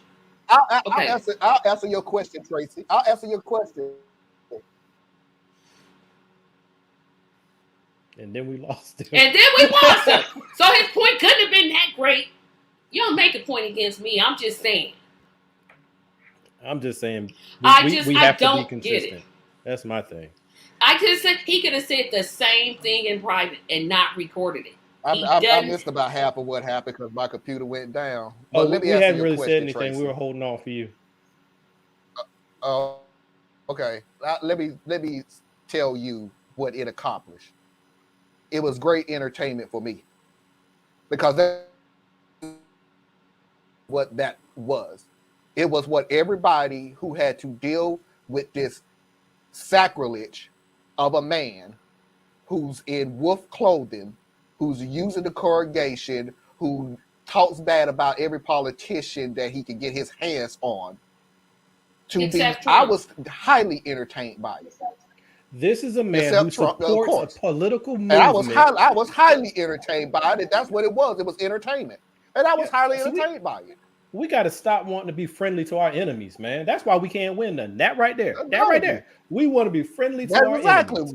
We want to be so nice and neat. I just don't know. I don't get it. And maybe you're right, Thieves. There's a part of me that just doesn't want to get it.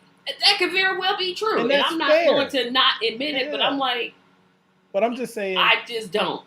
Yeah, and like I said, that is similar to the young lady earlier on when we were doing the thing. Remember her? So it's like the delivery throws you off. So if it's delivered in a certain way, if it offends you, it blocks the rest of it off. Yeah, it blocks everything you say. So I don't know, but I'm thinking if he had said if he had done the exact same thing, but he didn't use profanity, and he just said, Joseph, you're a crook, right? Would it be the same argument? Because if it's the same argument, I think that would be because he could have easily said, I think that you're misrepresenting the gospel. He could have said that, and I'd been like, yes, tell it. He was another preacher. I know, I understand that. He could have said something like, let's just say he didn't go to church. He could have asked. Whoa, Tracy, you're saying. Tracy, you're saying that, but you didn't hit. You would not have heard it because he wouldn't have taped it. You sit there talking about, there you go. Tell him like to who? Because you're saying don't tape it. You wouldn't have heard him say it. I don't need to hear him say it. Any platform and say, I told Joel Osteen and so you're cheering. Is it more? There was nothing to cheer. Is it more the way he chose to deliver it, or is it more that he delivered it to a minister? Like, where is the point of I'm probably leaning more towards both. And I'll tell you why I'm leaning more towards both. And again, this is my perspective. So everybody just, No, that's why I'm just asking. Because this ain't about the whole. When you attack a minister, whether you think that minister is, and this is how I was raised, whether you think that minister is a complete robber,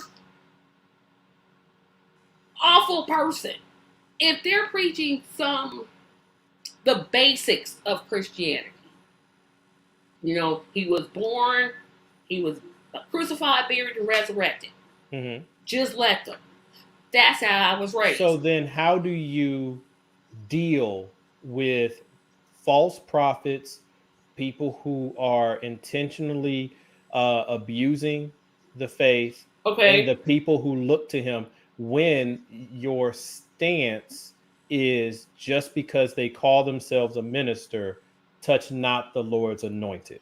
And that's where I would say I was also taught to let the wheat and the chaff tarry together. Well, God ain't been doing a whole lot of that because he trusts, and this is my interpretation now, he entrusts us to do his work here on earth.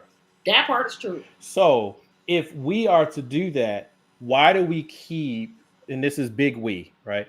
Why do we keep deferring for supernatural intervention for natural things that he told us to deal with? So if someone is sitting there intentionally misleading his people, because see, the people generally are coming to gain access or better communion with God. And as the appointed head of the congregation, you now have, as we say in the church, an unction upon you to lead them in the way of the Lord. Now, if your actions are in contradiction to your calling and the word, then it should call on those of us who are believers to challenge those who are abusing this because they are leading his people astray. And to wait for God to reach down supernaturally to correct these things, I think is not doing justice or showing the faith that we say we have. And I'm not disagreeing with that.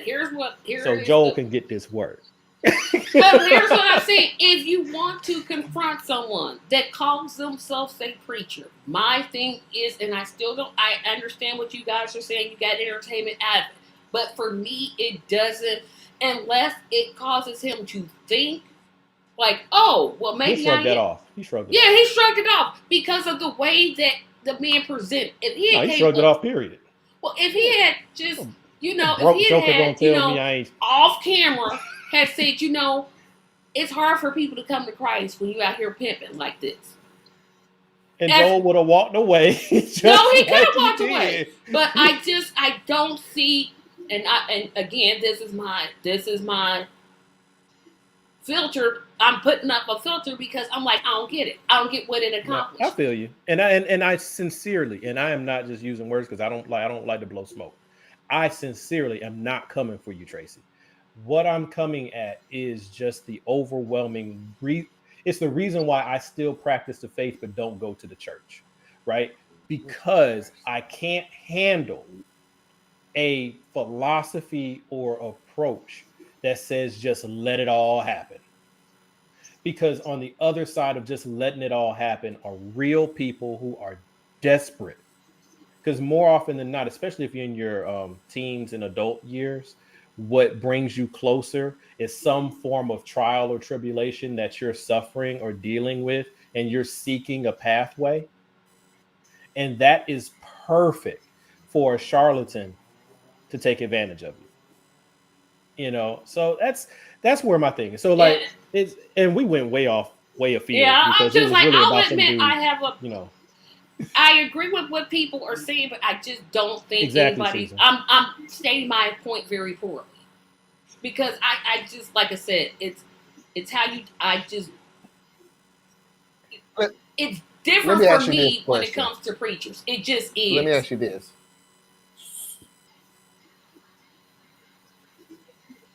So if he said the same thing to Trump, the exact same way, you would have had a problem. That's a good question. I never thought of it like that.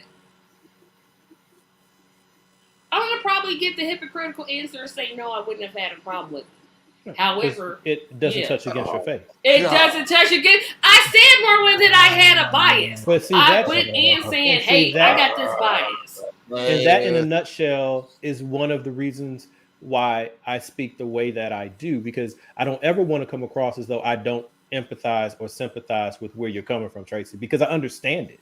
Okay. The problem I have is that it's hard to hold both of those things because it ends up creating a dissonance. It does. Now it's a matter of I'm trying to separate my faith walk and my political walk, but if it is you, then it should be you all the way through. So your faith informs your faith walk, and your faith also informs Yeah. your Now, what political I walk. personally, So there can't be two sets of rules. And unfortunately, in this case, but what I tell Trump that he's a piece of garbage. Well, you wouldn't curse. Yeah, I wouldn't, because that's why I said piece of garbage. In private, I would, but I wouldn't be like holding a press conference. I told him that he wouldn't. No, that's just not how I operate. But that's what you advocated for Ilhan Ilmar or AOC to do. I just said speak the truth. It's a difference when you speak the truth. But no, I'm sorry, when we were talking about just recently how to fight better, how to message better. Oh, yeah, I did. And so in that, it would be the exact same thing. It just would have, wouldn't have had the profanity, but it still would have been going to someone of authority and challenging them on how they're misleading or misrepresenting. That's the thing there. And I don't know, this may not be the right discussion for it, because this is something I really do want to understand or learn more about. But like, when you hear people say that God is not a respecter of persons, That's right. how does that then work with almost deifying ministers, Oh, that's an all that easy stuff? answer. It doesn't. But Because we we do that. We do in some circles of church, especially Black people church. We make the pastor like they're Jesus. I'll be the first person to say, "No, yeah, we need to stop that and roll that back," because they not. But in a way, we're putting that sort of a protection on the scenario that we're discussing. Yep, we are. You know, so it's like, how Yeah. do we move towards objectives that we really want? Yeah, some of us gonna have to just wake up. That's the only answer I can say. Because, like I said, when I said my answer, I have a strong bias, and it's because of the way I was raised. I was raised by a Baptist preacher, and my mother, daughter of a Baptist preacher. They raised me a certain way. I can only act a certain way. Now I'm old enough to think, oh well, gee, maybe they would have did this. But in a sense, I'm reverting back to the way I was taught. And that's excellent. It's an excellent point, and it's a very transparent. I'm like, I have a bias. I'm not gonna say I don't, because I do. I'd be lying if I said, oh, I don't have a bias. I think we all do, right? Because we can't get to where we are without a series of experiences.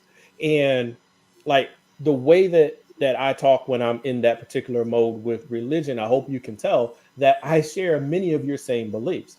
The problem that I run into is I will fight against dissonance to try to force myself to break through it if I'm aware it's happening. Now, I ain't always aware it's happening, so I might, that's what I'm like. But when I'm aware of it, because otherwise, how do we ever get across to the other side of the political spectrum that we're trying to deal with? Because they're doing the same thing. They're just doing it with this weird blend of religion. And Mickey, I'm not saying that you're not even right on what you're saying. I actually agree with that statement. I know what I'm doing. I know logically it makes no sense. But you don't want to. I don't just want to say, "Oh well, Jesus, bye." But you accept it, that is just one of the issues that I have. Is I've had to learn this the hard way. I had to grow into this the hard way. I'm not going to respect you because, one, the title that you have, and two, because of the age that you are. Yeah. I respect you because of who you are. So if you're disrespectful and I know beyond a shadow of a doubt that you're a user or abuser or whatever, I'm not going to respect you only because you happen to get a title that you have destroyed, or you happen to be born before I was. You earn my respect because you are respectful. And Tracy, just to even go about what you said, because of what you have accomplished. If you have done for the people and you've done the right thing for the people and things like that, of course I'm going to respect you, regardless of who you are. I respect you if you was younger than me. I will respect you if you had a lower title than me. Well, but I'm not going to respect you because you hold a title and you just destroyed that title and using the people. I'm not going to do it. So, and granted, I get what you said, Tracy. I'm not going to get you. But I'm not going to respect a preacher who is definitely not even acting like a preacher that's determined by what the Bible says. I'm not doing it. You are the only thing I would push back to me at this point. The only thing I push back a little bit, Marlon, is for me, I will give you a little bit of space up front based on your title. So, like, let's say I'm in a social setting and you're introduced to me as Pastor Clyber. I will moderate my speech because, like, I generally might let a bad word slip here and there, right? But if I know I'm in the presence of a minister, I will consciously tamp that down. Or if I'm around elders, consciously tap that down, just purely off of rank or, title or age, right? But that's really like where it stops for me, and then I pick up where you're at, which is now I'm watching you for how do you carry yourself under the mantle you've chosen. Yeah, because nobody made you do it. And that's all my point is. I may not have said what that guy said. I truly wasn't, and that's because I'm not that type of person. Yeah. Now, granted, don't get it twisted. If he roll up on me talking all this holy this thou-ness, and you got a camera rolling, bruh, you gonna catch these words. Because I didn't come to you, you came to me. Yeah. But I'm not gonna roll up on somebody and everything else. I wouldn't even do that to Trump. Be honest with you. Now, granted, again, if Trump roll up on me and start talking crap and a camera rolling, hey, you gonna catch these words, bruh. Sorry. Yeah, I'm with you there. But that's not me to go up to somebody and go blah blah blah blah blah. You a blah blah blah and everything. But anyway, that kind of circles us back to where Tracy was, where it's just about the ambush part of it. Real quick, yeah, Tracy. I'm just like, we're gonna skip to this question, Tracy.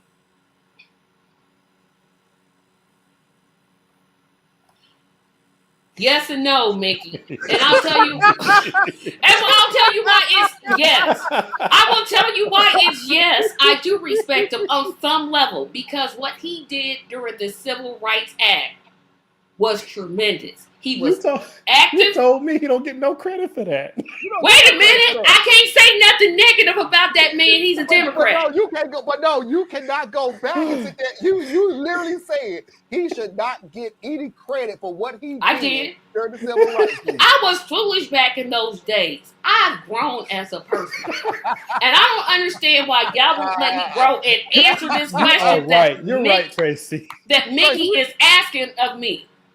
We worried about yesterday. We on today. Yeah, I'm on today at this moment. We're moving on. The people of South Carolina have respect for him. I don't live in South Carolina, so I don't know what he's doing for them. And that's my answer. That was actually pretty good. You avoided going in on him. You did. That was really good, though. You did. She avoided going in on him. I'm gonna give that to you. Now you all know as soon as we get offline, she gonna go off, right? So yeah. I can't believe you had me up here defending Clyber. No, I didn't defend him. I just said what she said. I respect all human life, even if it's Trump. He's a human being, so. And y'all haven't drunk nothing. But we already said. We already said that though. Is I don't want anything to happen to you as a human being because I sure don't. I just don't care if something does. I don't want it to happen.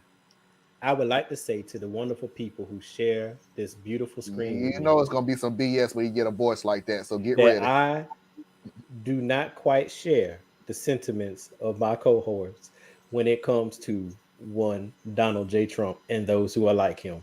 I was quite disappointed to find that he was that close with his COVID treatment and managed to make it through. I was quite disappointed. But that is me. We're going to move on right now to... I don't want them to go out and get him.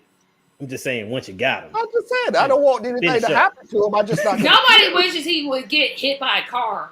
I hope not. I don't want. I hope not, Theis. That come on now. Hey, once I identify you as an enemy, I'm not concerned about what happens one way or the other. No, we finna stop because Theis gonna get us thrown off this doggone. He sure is. We do not wish any harm towards any human being. We do not want any harm. Don't go out and cause no harm to nobody. Exactly. Do not do that. We're gonna stop. Theis, stop. This is what the United States should do, and I do have to take everybody down because it's pretty longer than normal. But when Canada has more common sense than the United States, we have an issue. We are closing the market for military-grade assault weapons in Canada. We are banning 1,500 models and variants of these firearms by way of regulations. These weapons were designed for one purpose and one purpose only: to kill the largest number of people in the shortest amount of time. There is no use and no place for such weapons in Canada. So, effective immediately, it is no longer permitted to buy, sell, transport, import, or use military-grade assault weapons in this country. To protect law-abiding gun owners from criminal liability until they can take steps to comply with this new law, there will be a 2-year amnesty period, and we will legislate fair compensation.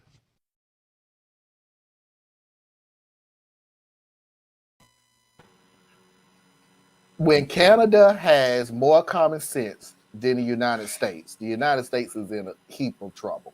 Canada always because we're not even Canada's always been smarter than the United States. I'm like, we're not even sitting here saying get rid of all guns, which, by the way, let's be realistic. You know that's all the right is going to hear, right? Yeah. They're going to think that assault weapons is all weapons. Well, here's the other thing. I'd have to see the language because they did say it's like 1,500 variants, right? Because technically, what is an assault rifle? So when you say assault rifle, that would exclude AR-15 pistols. Now, the only real difference between an AR-15 pistol and an AR-15 rifle, for those who are not familiar with the platform, is the stock, the part that comes off the back. So you can literally take an AR-15 pistol and turn it into a rifle or vice versa. So it would really be interesting what they're really like getting to the details, because here in America, that's one of the things that people work around you on all of the time. They're like, I don't have a rifle. I have a pistol. It looks like an AR-15. But I think what they're going to do, but I think what they would probably do if to get around that is AR-15. But that in and of itself. But you got to remember, we're not talking about American language. I understand what you're saying, but if they say all AR-15s are done with, but that's not an assault rifle because we put a button. No. You're not hearing me. All AR-15, period. If this right, that's what I'm saying. It still comes down to how I'll be interested in how that plays out. Really, I would. And Marlon, because go ahead. I'm sorry, Tracy. Go ahead, because I was just going to say AR-15 style is what they're getting at. But yeah. And as many gun, as much as I applaud Canada for doing what it does, they don't have the NRA to worry about. With the NRA in a different government structure. Yeah, they're in a different government structure for one. The NRA, like them or don't like them, because I don't happen to like them, they have way too much power because of money in politics. They can sit here and basically buy the votes to stop something. Could you imagine? They already did it when California tried to do the same bill a couple years ago. Why did that bill stop? Not because it was a bad idea, because I'm all for banning assault weapons. What do you need military weapons for? What are they for? They're to, like the Prime Minister of Canada said, they're to kill as many people as to be killed. But that can't work in America, unfortunately, because you got too many right-wing idiots that are like, oh no, I'm going to have my AK-47. I'm going to buy myself a tank. I'm going to buy, not a tank, but I'm just going to buy. They would if they could, yeah. Yeah, if tanks were for sale, they go buy them. I'm going to buy as many guns as I can, despite the fact that I only have 2 hands. I only got 2 hands. How many? But see, but Mickey, they haven't gone into Canada. That's all my point is. I said Canada does not have the NRA. But not only that, but just always keep in mind that the NRA has like 60% of the Republican Party on its payroll and 40% of the Democratic Party. Yeah, So they're they playing from both sides. Yeah, they got both sides on that one. Yeah, they got both sides. But then the other thing I'll say is America today couldn't do anything. Nope. I don't think America today can do anything big. They just can't, because when it was black people, we're way too deep into this now. Well, I was gonna say when it was black people in the 90s with Uzis, AKs, and Mac 10s, they got the legislation passed. Sure did. To pull them puppies off the floor, off the streets, which was good. But then when George W. Bush came along and the gang wars had subsided, then he didn't reauthorize the ban. And now it would take an act of Congress to put the any form of a ban back. And I just don't see that being. And all I'll say is, if we want real gun control legislation, every black person that's eligible should get a license for a gun. I guarantee we would start seeing some laws change. I guarantee it. I'm willing to bet my whole paycheck. Yeah, but the laws will change where it will be harder for black individuals to get the guns. Yeah. It's not going to work the way you think it is. They're not going to change the laws where it would. And by the way, let me put it to you this way, Tracy. Again, I've said this before. It is not changing the legislation. It's not changing the laws. It's for the freaking love of God. Enforce the laws that you have on the books now. Now that I agree with. I agree with that. Yeah, they're not doing any of those things. Yeah, you have the laws to do this stuff, and you don't even enforce it. Because Illinois, I'll give you a good example. We taking your guns, and yet year after year after year, gun sales have risen, and they keep rising. With the pandemic, it's gotten even worse. Yeah, the pandemic made it. Yeah, pandemic, that was a record-breaking rise in gun sales. And I'll give you. I couldn't even get mine because of the darn inventory. You're like, they out. They out of guns, huh? I'm still waiting on my license. I'm still waiting on my license because every 6 weeks is something else I need to upload. Then I upload it? Then 6 weeks later, okay, now you need to upload this. I'm like, dude, you know what? But Marlon, here's the point I want to my family between these next 2 years if you putting everything up that I need to upload. Here's what I want to make a point about this, Marlon, and I'll say it quick so you can move on to the next subject. Indiana is an open carry state, which means you don't have to do pretty much of anything but not have a felony to get a gun. Yeah, same here. Illinois, however, the state that sits to our left, is a gun-heavy, gun-controlled state, which means the government has more of a say of who's getting guns, what type of training you have to have, et cetera, et cetera.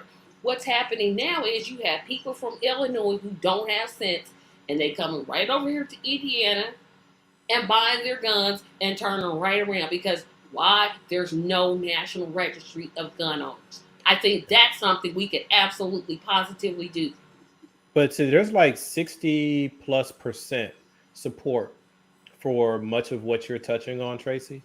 But elected officials don't listen to voters, so it doesn't matter. Yeah, they listen to dollars. I wish I was a billionaire. I would just pay for. I'm like, look, I want this, this, this, and this. Here you go, make it happen. Yeah, the other billionaires outnumber you. I know they would, but I'm just saying. I told you, I really wish I could run for office, and I would use every Trump rhetoric that I possibly can to get elected, and to aggressive the crap out of the state. See, I don't have enough sense to do that. Yeah, I don't have the. I'm just like I know I'm not the person to be in front of a campaign. I fly off the handle at some point. I'm like, oh, you gonna ask me about what? Yeah, make you fight back because that open carry. There's people here. Nikki, they done threw the NRA. They done threw the NRA out of New York. No, but they're just gonna file bankruptcy in New York and then move to Texas. They already said. They already did. Yeah, they already did it. They're gone. Just like Elon Musk has moved his company to Texas. Well, have fun. Have fun freezing to death in the middle of winter. But the thing is like, to me, as a gun owner, and I didn't used to be a gun advocate, gun owner, or any of those things. But I studied more of my history, and I realized that as a black person, every black household needs to have something. Mhm. Um, but on top of that, though, I'm still an advocate for controls, and that seems to be not just a black thing, which is very strong in the black community as far as having like controls on these things. But there's a lot of gun owners on the right who also advocate for certain. We don't agree on the same type of controls. Because like me, I say everybody, if you want to have a gun, mirror it like having a car. You got to Gotta have take a insurance. You got to register take a it. class, You got to take classes. You got to do all of those be things, recertified. right? So those things should occur, in my opinion. Also, get the gun lobbies to stop blocking biometric locks for guns. I can have a biometric lock on my safe, so I can just stick my fingers on it and pop, get my gun. But I can't have a biometric on my gun that would release my safety on my trigger, so that only I can pick up that gun and fire it. The technology exists, but it's I, been blocked for over a decade now. also, I would love to have the technology that I heard somewhere where there's a sensor on your holster. Um, But some women carry purses guns in their purses. Well, see, there's like I've seen one where you can wear a ring, right?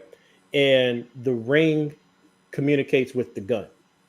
So when the gun and the ring are on the same hand, it releases your safety. So now you're able to actually depress the trigger. I've also heard where they can have it in the gun itself. So like when you're holding the actual grip, the biometrics release the safety for you. Where gun or ammo sexuals get into it is they're like, well, in an emergency, what if the technology fails and all these different things, right? Because they're always preparing for this weird one-off scary moment. And I'm like, but we have the numbers.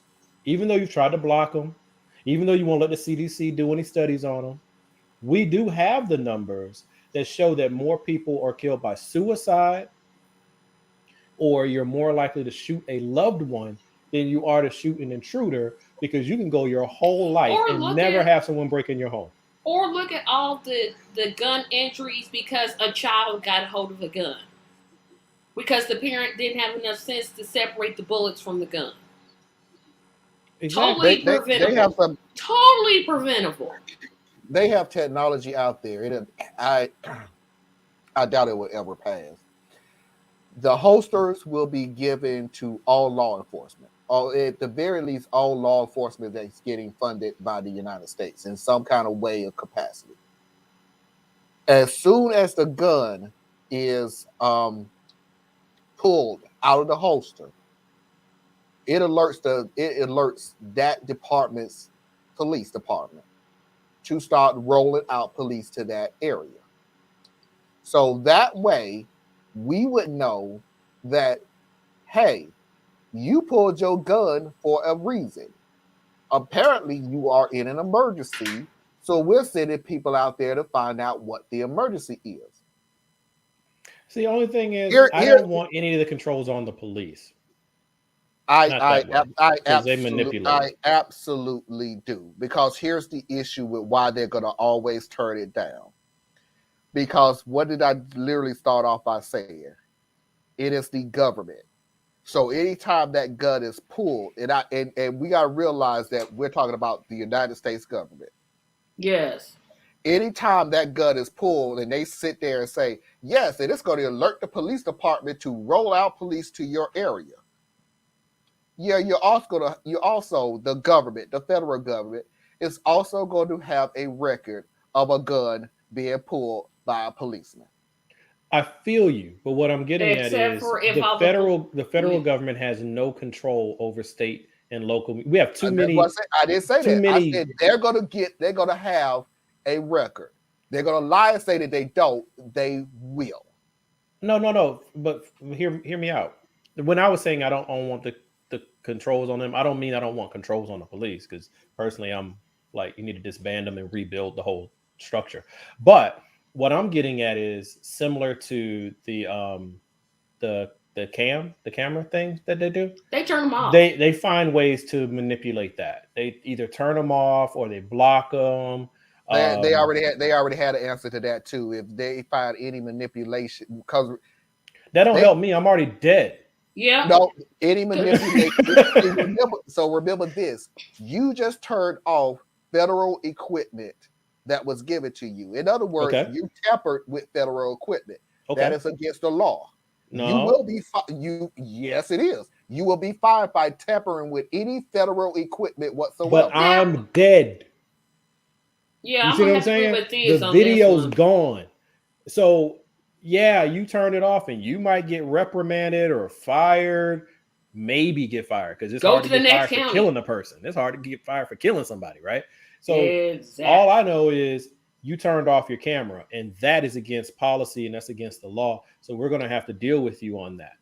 But that's my now that's my state jurisdiction, though. But now I don't have anything to corroborate that it wasn't a justified shooting. There you go. That's my problem with it. So it's like that's why I'm but we don't have that now. We don't have that now. In theory, no, I agree. That's why I'm saying the controls are in the wrong place.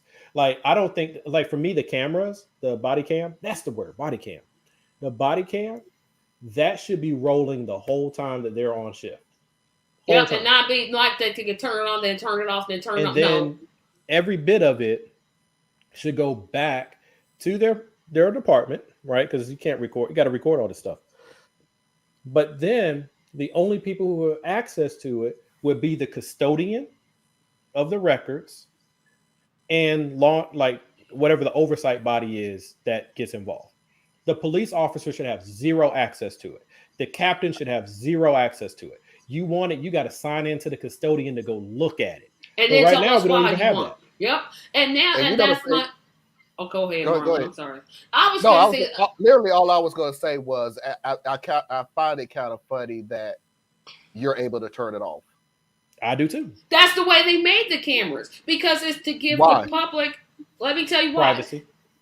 They made those body cams to tell the public, oh, we care about what you're saying. We understand, so we're going to wear these body cams, i.e. forgetting to mention, we can turn these things on and off whenever we please. Yeah. And they call it for privacy because some things that a police officer engages in are not needed to be seen by anyone else because sometimes they're talking to a confidential informant. Sometimes they're dealing with a domestic event where like someone is disrobed or something like that. And my thing is, I'm not asking you to show me. I'm saying that it should all be recorded because anything you as an officer can see, internal affairs should be able to see. The custodian should be able to see. Yeah. If it comes up to having to be put in court trials, they should be able to see. And there should be so much redundancy, you can't hide the video. And Marlon, here's my other problem with I think the assumption is my other problem was if you pull the holster, the police are going to be called.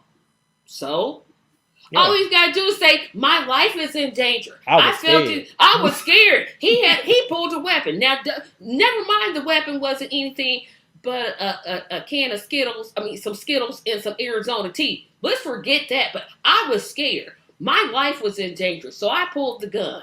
Yeah, I saw something about and I'm probably going to misstate it because I don't think it was self-reporting. It might have been self-reporting, but they're getting rid of it. They're giving up on it because they're not getting enough participation from the police. Yeah. So the police aren't even participating with, I pulled my service weapon, or I had this interaction. No, they're just lying about why they're pulling it. Look at what happened to I'm sorry, I'm lost. They're not participating in what? Self-reporting. It's self-reporting. So basically, anytime like I do something bad, and then they say, "Oh, well, I gave a lady a ticket for jaywalking, but she really wasn't." Well, I'm gonna self-report that. I'm giving a bad example. And you're supposed to self-report if you draw your weapon for any reason. Who the hell thought this was an idea? This was a negotiated thing. My man. Yeah, between the police union. We keep letting the wolf investigate the wolf. Themselves. Like they're ever gonna find something. Got to be kidding me. No, I mean Think about it. That's Think transparency, brother. Then think about the way when the government. That's not transparency. That's not No, transparency. that's the You're not opposite. reporting yourself. Are you That's kidding like when me? the government You're not does an reporting investigation of itself. They never find. We didn't do anything wrong. We But that's did why nothing. you can't beat an officer in court because they're considered to be an instrument of the law, Of so the law. that they whatever they say Yeah. is what it is. And like we just- all human fallibility just goes out the window. And George Floyd, we just got lucky because somebody was recording with her camera, and if she hadn't been recording with her camera, Derek Chauvin would have gotten completely off. Think about Walter Scott. Walter Exactly. Scott, the only reason that man got arrested, charged, and convicted was not because he shot Walter Scott in the back, but it was because he was caught on video planting the evidence. Yeah. And that's what got him in trouble. And the one in New York, Michael Brown, Michael Brown? his was recorded, and the officer still got off. I mean, I've walked through this one before. So with Trayvon, there was no witness. With Mike Brown, they didn't have video. With Yes, Mike, they did. No, They had the police Mike- chokehold they had him. video. Yes, they did. no. Mike Brown was Ferguson. Oh, well, who was New York? You're thinking about This man, I can't again. remember his name, but it's the gentleman who was Here we choked go to again, death. Tracy. I know we're doing the same thing. We Right. getting all our crimes mixed up. I was like, no, Right? it was It's so this. much of them, right? It's like, wait a minute, hold on. And then it's like we're only talking about the We classics. can't even remember. Yeah, We're we're like, We're at Eric the point Garner. right Eric now. Garner. We got to go by cities and events. We can't even put the names together yet. Yeah. Well, But the it was one in New Eric York. Garner where they choked him together. Eric choked him Garner. out. That's At his that name. time, they had audio and video. And then arrested the guy who recorded it. For Right. what? And then the people who had anything to do with witnessing the Mike Brown event are all dead mysteriously. So all these things continue to walk. So basically the message is, as I said before, you're just simply not safe. I don't care if you have a witness. I don't care if you have a video. I don't care if you have audio, because now you can have an audio, video, witnesses, everything. And they'll come back to you and say, well, what happened before? Or they'll say, what type of person was this person? Yeah, they It's go like into that Dante Wright. Now they're trying to say, like, basically he was a bad kid, so he deserved to die. Well, What Candace they have to Owens do with did the that same. Candace Owens did the same thing with George Floyd. He was a drug addict. Well, Girl, Candace he was- Owens said that black people are naturally prone to criminality. Yeah, that's what she said. Forgetting what And color she she did, is. she did say George Floyd was like, why are we putting George Floyd on a pedestal? He was an addict or something. we didn't put George Floyd on a pedestal. You put George Floyd on a pedestal. Yeah. We just did that he should have been killed. We put the crime and the event and the history of black people getting killed by cops on a pedestal. If forgetting where you came from was a person, Candace Owens would be it. Yeah. And I certainly do not hope anything happens to her or her family. But people like Well, her you know what? don't wake up. I agree. They don't with wake that. up until it touches them. I don't want anything to happen to Candace Owens. And the only reason I even say that is because Candace Owens have mastered the art of playing the game. That's it. Yeah, that's what she's doing. That's all she's doing. Yeah. And we're mad at Candace Owens, but if you actually look at all the stuff that she has said, it ain't no different than right Her, wing Kanye, media. all of them. You know, Yeah. They found an avenue that they could cash in on, and that's what That they're they doing. can cash in on it. So I can. But they cause very real harm, though. That's a problem. That's All where of them it's do. And all of them do. right. So that's where it's like you never want something to proactively happen to someone. But I when just you am set the unconcerned if trap- something does happen. But it's just I wish that we could get to the point, regardless of your skin tone. I wish we could get to the point where it doesn't have to touch you directly to believe that it's real. Exactly. All right, let's move on to the next one then. Because y'all gonna make me go 3 hours anyway. No, we not. Y'all gonna mess up my experience at this game. Whatever. Well, it's 30 minutes. It ain't gonna hurt you. Carolina's not gonna score no points I guess anyway. not. So Who they playing? some. Atlanta. Oh, they got a chance. to win. They might have a They might chance. win now. Well, wait a minute. I'm like they playing that win. They might. Dude, score a field goal. No. No, They're we're playing not. Atlanta. Yeah, Atlanta's So, not good at all. Ooh, they terrible. so And that's Two my terrible that's my teams city. playing. who That's did we bad. who did we just lose against? The Bears? And they But the suck Bears is a rock. better team than the Yeah, Falcons. the Bears are terrible too. They're better than the Falcons. Who isn't better than the Detroit Lions? Yeah, Thank God for we'll Detroit. see. Yeah, y'all two especially need to be thankful for Detroit. My team is almost in the playoffs. Wooey. Who's not in the playoffs other than Detroit? This Yeah, I has don't been such a understand. I messed don't up understand the season. NFL. It's like because I don't follow it. We added I was at my one brother's house game and it and was like everybody was hunt. listed.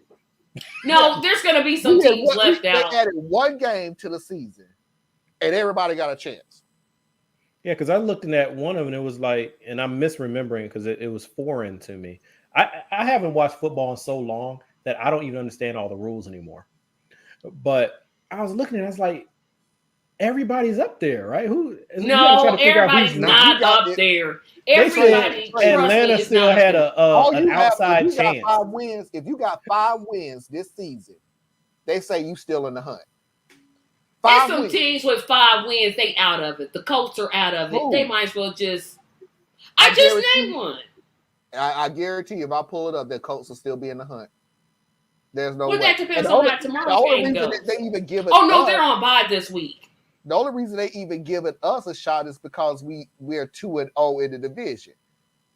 Yeah, that's great and wonderful. We played the two suckiest. We played Atlanta, who was down and out anyway the first time. We played New Orleans, who had terrible 5 coaches out, 4 starters out. The only team left in your division is Tampa Bay. That's pretty much it. All y'all got is Tampa. Yeah, I think we're beating Tampa Bay. No, y'all didn't pull that one. Twice. I think y'all beat them once. Not a chance in the world. I don't understand. No, you still have one game left with Tampa to go. I don't know. We got 2. We got 2. We haven't played Tampa Bay yet. You haven't played. Oh well, them 2 losses. You might as well just rack them up. We got 2 Tampa Bay games and 1 more Saints game. Well, you'll beat the Saints. I'm sorry. I'm looking at it right now, and I know I don't understand it very well, but I swear this is a lot of people in the playoffs. But by next week, they're gonna just be there. So I'm just saying, by next week, it'll be clear. You just have to trust the I'm sorry. process. You still reading that? Sorry. Yeah, it sure is, Mickey. It's like it's too. It is. You get confused. It's like, oh, it's this one. No, I meant this one. No, I meant this one. And then what Because happens is you get into this weird debate with people, or at least I have. Well, I've witnessed them. I don't get into them. But they're like, well, more people die from handgun deaths than they do from mass shootings at schools. And I'm like, what part of that is good? But they're all still dead. Dumb. What part of that is a good thing? The most morbid thing that you can come up with. But let me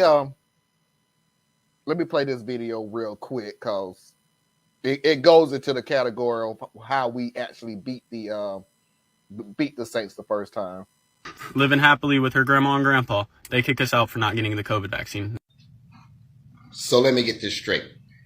You're living at her grandmother's house, happily, grandparents' house. They ask you to get the COVID vaccine, and you say no, and they kick you out.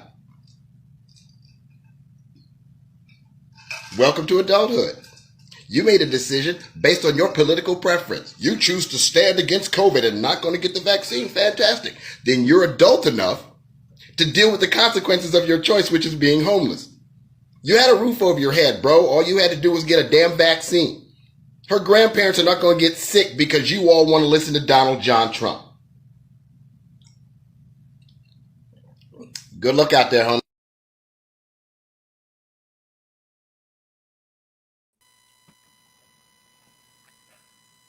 If I could give a standing ovation, I would definitely. According to the wise words of Marlon, Theus, and Tracy, we don't want anything to happen to you, but we don't care when it does.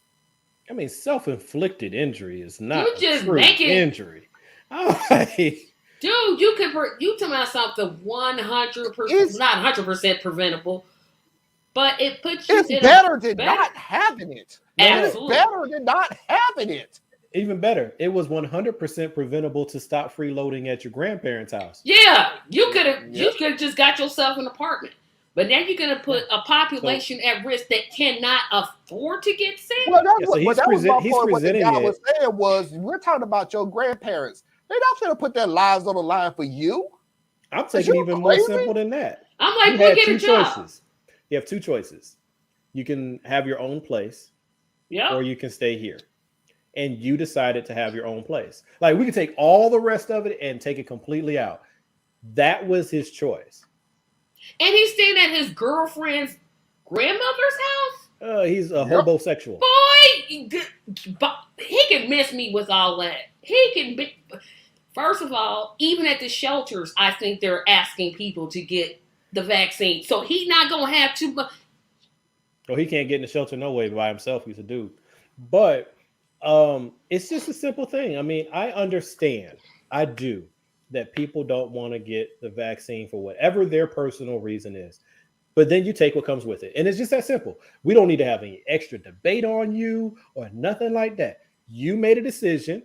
And when you made that decision, you need to take ownership for everything else. You did take ownership. And here comes the second part of what you both are saying.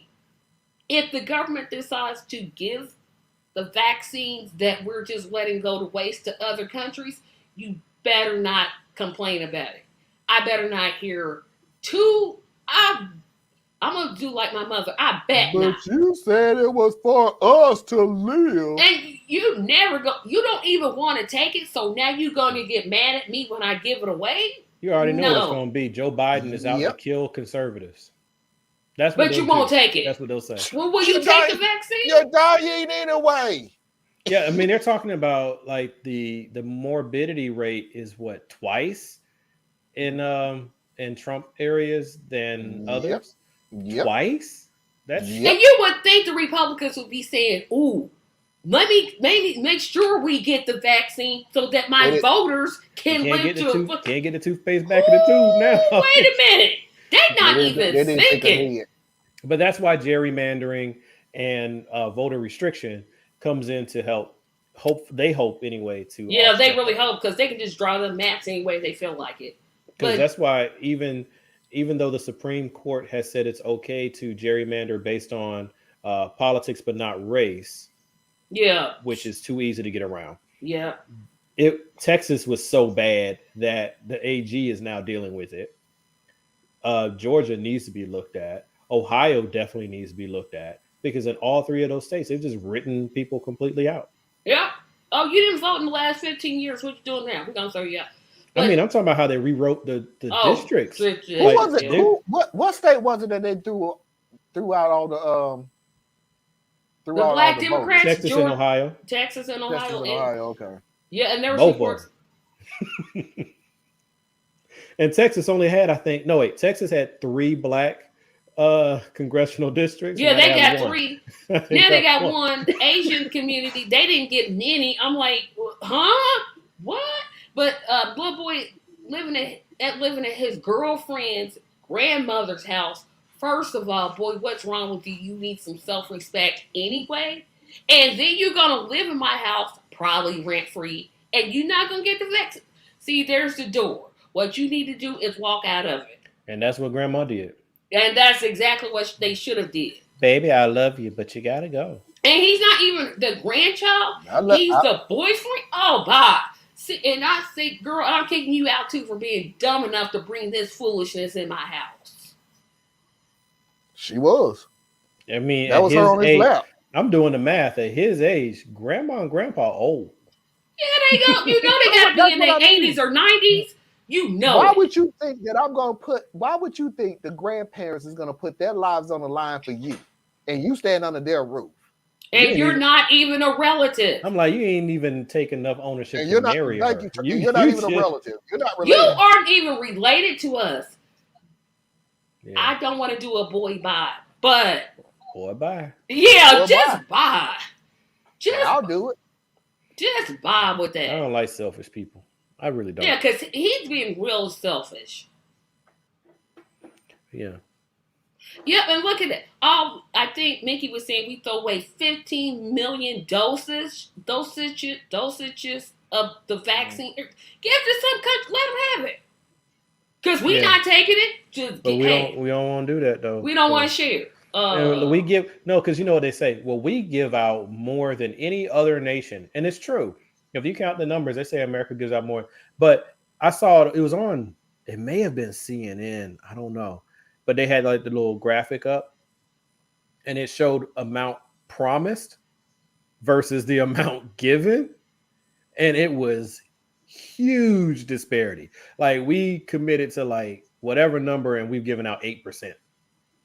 You know, and that's the story with all the other nations. They've given out like 8 to 10%. Yeah, stop promising stuff you're not gonna do. Just stop it. That's why America got embarrassed at the climate thing, because the country, the quote unquote third world countries, they were all like, y'all promised us 10 years ago. Yep, that you was gonna do something. That you were gonna give us money to help with this, and we still waiting on it. So thanks for the new promise. Well, the Democrats promised us a lot of stuff too, and they didn't. So Tracy, how do you feel about that? You know, time is a great thing.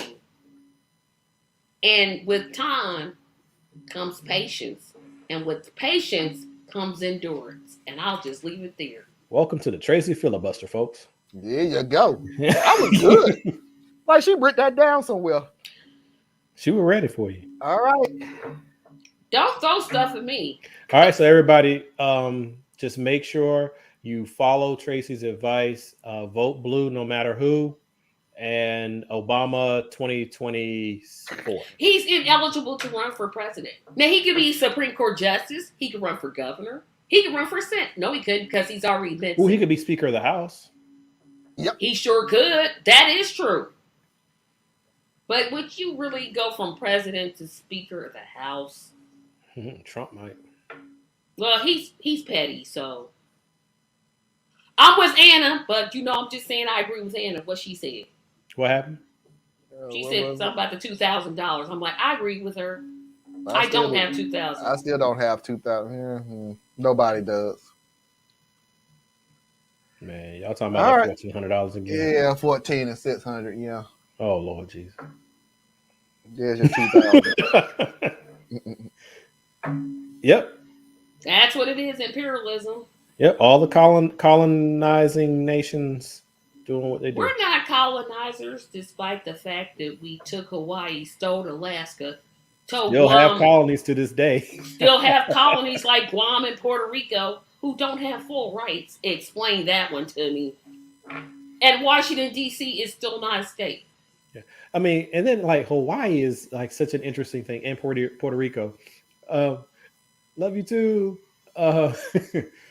But vote blue no matter who didn't work for me in the 20, and it sure the heck won't work in the future unless we have a crap candidate. Okay.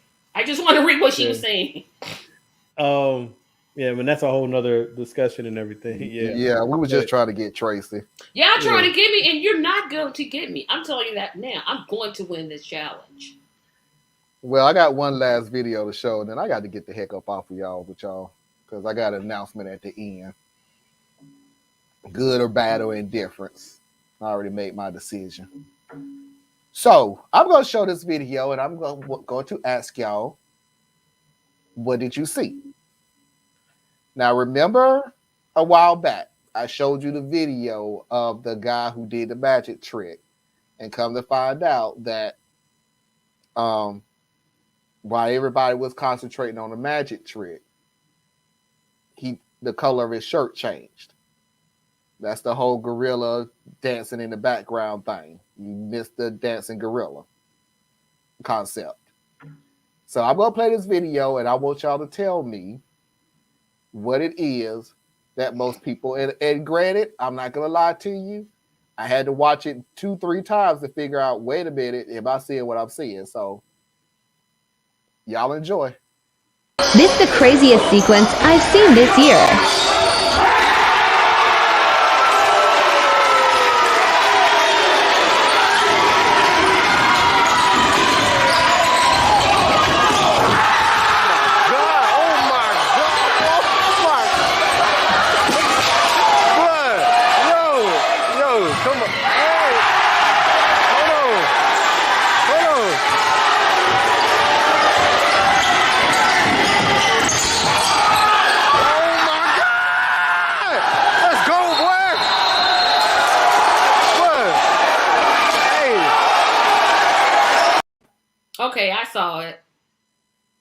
What the fact that this man has mad skills with one arm? With one arm, yep, I noticed it right off the bat.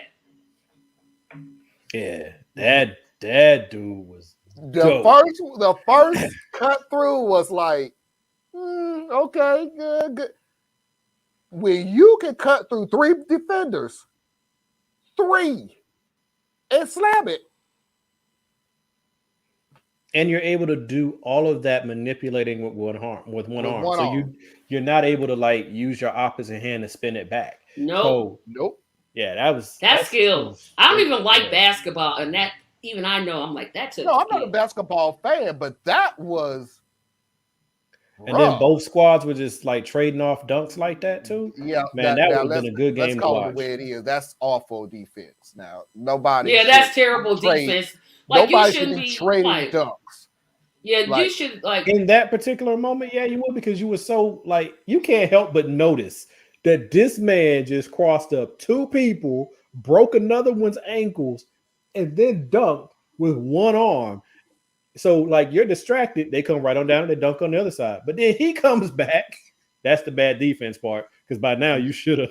Known. First of all, if you did the first dunk, I just would have fouled you hard. I just would have been like, okay, I'm going to throw you on the floor. Oh, Tracy plays like me. So you would have attacked the one-arm man. Okay. No, not the one-arm man. I said the first dunker. Way to go, Detroit Pistons. Dang. The first one. Tracy went straight Artest on him.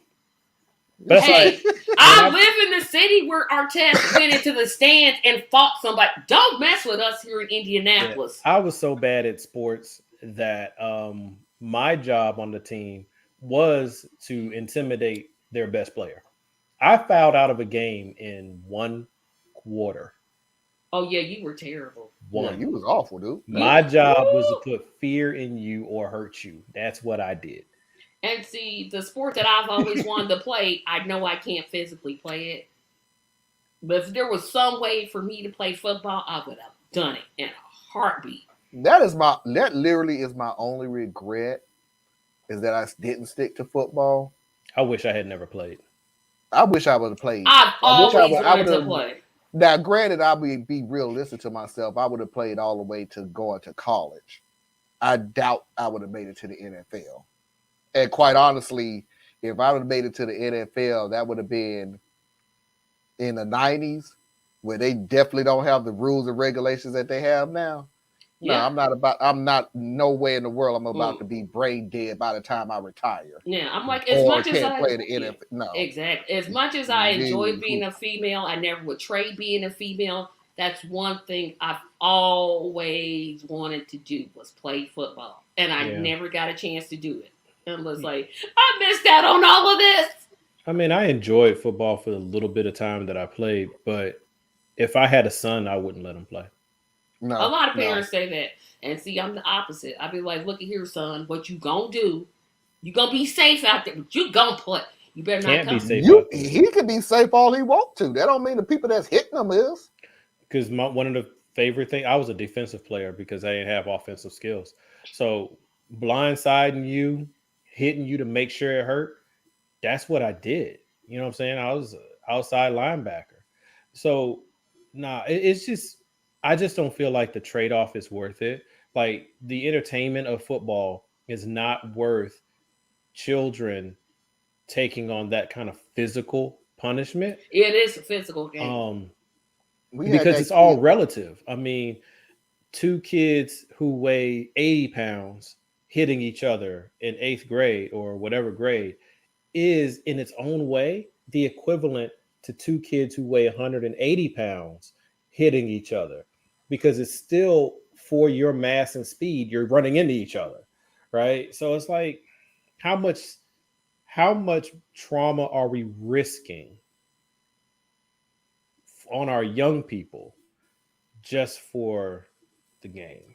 We keep seeing so many young NFL players who just don't make it. Yeah, we had this video out right now, and I'll try. No, I'm not going to find it. I didn't even watch the video where the guy, the little kid, caught the ball, turned around, and this dude just smashed into him. And the first thing that the coaches did, oh, there you go, go, boy. There you go. Are you serious? Yeah, That's what we're taught to do. Are you We're taught serious? to do. Are you really serious? Even I'm like, now, nothing was has that? changed. So nothing has changed. No, I'm not going to put my child out there. Not for your entertainment. And that's all that is. It's not fundamental football. No, Drop it's your not. shoulder, roll Yep. in, grab with both arms, lift, drop. Well, it's hard No. to do that now because you can't let your helmet. Well, no, we can't. You can't No, you touch got to hit. players. No, that was always fundamental. You hit with Yeah. lower. You hit with your shoulders. You never hit with your shoulder. Yeah, you don't lean in with your lift head. up, But and they drop did. them. I mean, But they don't leaned do in that. with their head. They're still not. They They're just still not getting that. We're still in the NFL right now. What I just described, they would call that fundamental tackling. And you know why? Because we don't see it often. You don't really see it. We see head-to-head collisions, and we call that, ooh, I can't wait to see him go to the Hall of Fame. Yeah, the whole and for me, it's like it's a gladiator sport, so I just don't. I don't know. I'm gonna have to agree with Susan. Yeah, that ain't happening. I enjoyed soccer. Soccer is I great to couldn't play, stand but it's soccer in a hard to million watch. years. Boy. I no. It's fun to play, but it's hard to watch. It's a terrible and sport. you better be in good shape because you will die. You run up and down the I field. tried to watch the World Cup.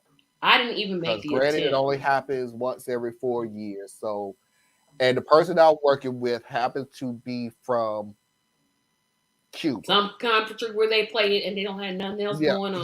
He was from Cuba. So I said, I'm going to watch it with you.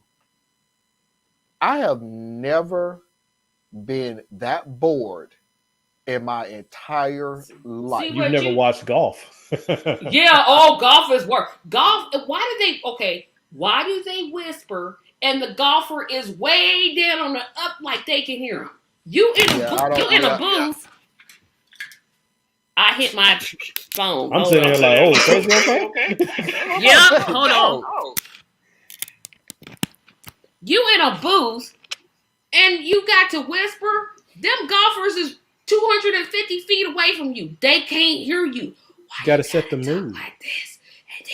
They can't hear you. Why are you? Only thing I even say about golf in this. It's terribly Am boring. Am I the only one high now? No, I'm sitting high because I got a pillow on my back. Well, I mean, I had to let myself.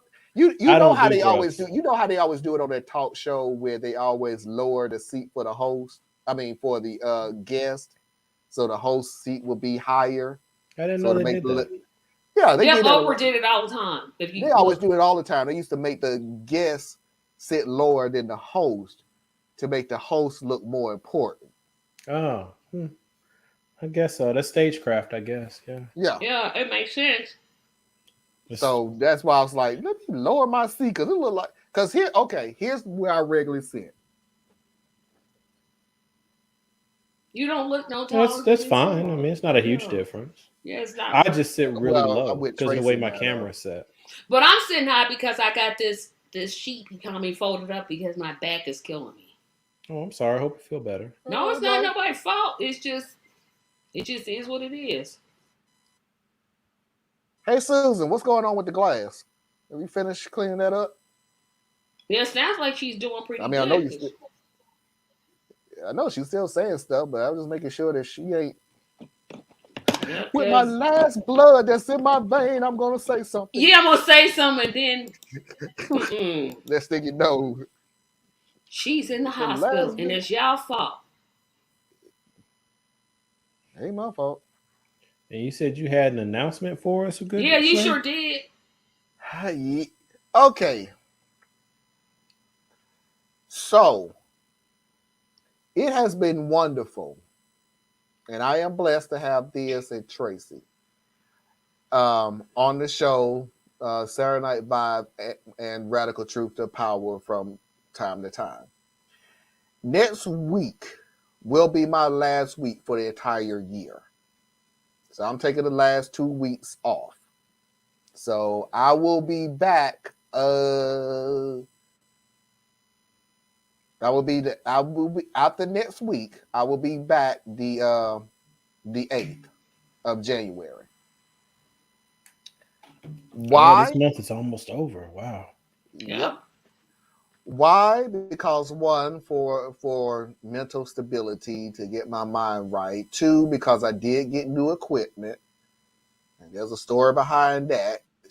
Kind of irks me, but I'm not even gonna get into it because we're almost at the 3-hour mark. Thanks, Theas. And well, actually, it was more Tracy this time than Theas, to be honest with you. I'll take it. I'll take that back, Theas. It wasn't you this time. It was Tracy. I'm just sitting here all sweet and innocent. Didn't say You went nothing negative about the Democratic Party. You went into the pulpit about that Osan Go F Yourself video. Because that just turns to nerve. And what do you And I think expect? we had a good conversation. I Yeah. think No, we That did. was We good. did. You know, I'm just messing with you. We did. It was good. No, that's what. Look how Just- he treats just his to be supposed little hindsight. sister.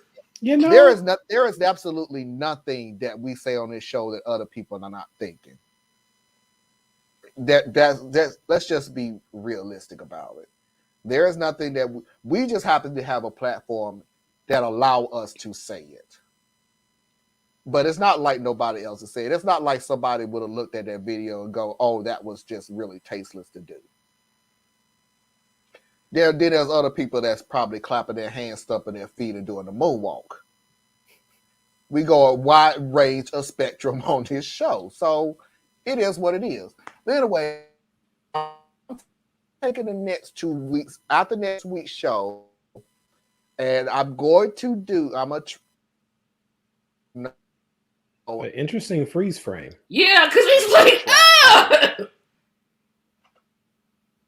Marlon has just froze. I am going to do Saturday night. I'm going to do Saturday night. I'm going to end the. God dang it, bang it. We waiting on Am I back on? Nope. Yeah, a little bit, but not. See. So basically, he ain't gonna be here for the rest of the month, folks. End it sooner. Yep, after. Yep, this is it till next year, till January the 8th. Oh, I'm sorry. Yep, January the 8th. Yeah, same here. I ain't doing nothing else for the rest of the month. Well, yeah, no, I can't tell that lie because we doing a combo show, and then after the 18th, I take mine off because my birthday's in 24 days. And then it's In my case, I'm just too inconsistent this year, and I'm still dealing with the stuff with my brother and stuff. So next year is when I'll be dropping consistent content on the podcast. And you mean every week, every month, every 2 month. weeks? Okay, okay, every 2 weeks, every 6 weeks. It'll probably be more like every 2 weeks. Yeah. Well, I'll give you guys this. Y'all don't have as many shows as I do. I don't even know how I do it. I'm like, how do I? What? I don't know, because I always thought you did this full time or something. Oh, Don't it feel like it? Feels like I do. But I actually have an actual job that I actually do Monday through Friday. And then weekends, I'm like show after show after show. Yeah, I definitely need to get better equipment Nikki, I know so what I you meant can by that. speed up my editing process. Oh wow. Yeah, we all need that. And I'll tell you what Marlon and Theas need also, everybody watching. Financial support. This stuff is not free. Equipment costs money. And that's what they need. Look. So, I'm just saying, support these two men and their efforts because it's not free out here in these streets. It's just not. Yeah. Well, not me right now. Next year, definitely I will need your support, like Tracy said, because there's a lot of things I want to do through the Complex Mind platform, one of which being the continuous giving project that I had referenced earlier and that Tracy and Marlon were so kind as to help me with. So first half of the year is going to be really just like you said, Marlon, gathering the funds and buying up electric heaters so that we can help families and people who need them. So they'll already be on hand when the season shifts. And then right after that, which would probably be around the May, June time frame, I'll switch and move towards gathering the funds for the back to school thing that we do. This year we did the stocking the clinic with much needed supplies. So I want to do that and expand that to more than one school. So that's what those are the two big things I'll be working on next year. So Mine is more of the same, except for I'm adding another one. Tracy's top 5 on Tuesdays. That's the only thing I'm adding. Everything what about else the is cooking with Tracy? Oh, cooking with Tracy is gonna be when I get 10 Patreons. I'm halfway there. The Gotcha. promise was always when I get 10, I would start that, and that's gonna be taped on a Sunday. I already know I'm gonna just do that once a month. All right. So anyway, that's our future plans for the show. So please, everybody, stay tuned for next week. And the only reason I'm saying this, because I don't want nobody texting me, messaging me, or whatever, going, where's the show? Giving you a fair warning that after next week. Now, granted, there is a caveat. Don't get it wrong. If there is a highly newsworthy thing that comes up, yes, I'm going to come on. Of course I am. But if it's and I hate to say same old, because I don't want to water down this situation that's going on in this country, what I'm trying to do. But highly newsworthy situations, I'm going to on off the get, which is the reason why I tell you to please do not forget to hit that notification bell, because if it is, I'm going to come on. It may be 5 minutes, it may be 10 minutes, whatever. I'll get as much information out as I possibly can. But that's why I say hit that notification bell, because you never know. Hit in, say what I got to say, dip out. That simple. Let me say this while my internet is doing real good right now. Ladies and gentlemen, boys and girls, children of all ages, non-conforming individuals, that is our show for tonight. I want to thank Theus Robinson and Tracy Carson for coming on the show. Theus, where will we see you the next time? ComplexSimpleMan.com. I'm just going to give you one place to go. Easier to find me there. ComplexSimpleMan.com. Tracy? Tracy Media, Tracy Media LLC, all platforms, because YouTube has set me free. They did. Welcome back. I know. I missed that whole week.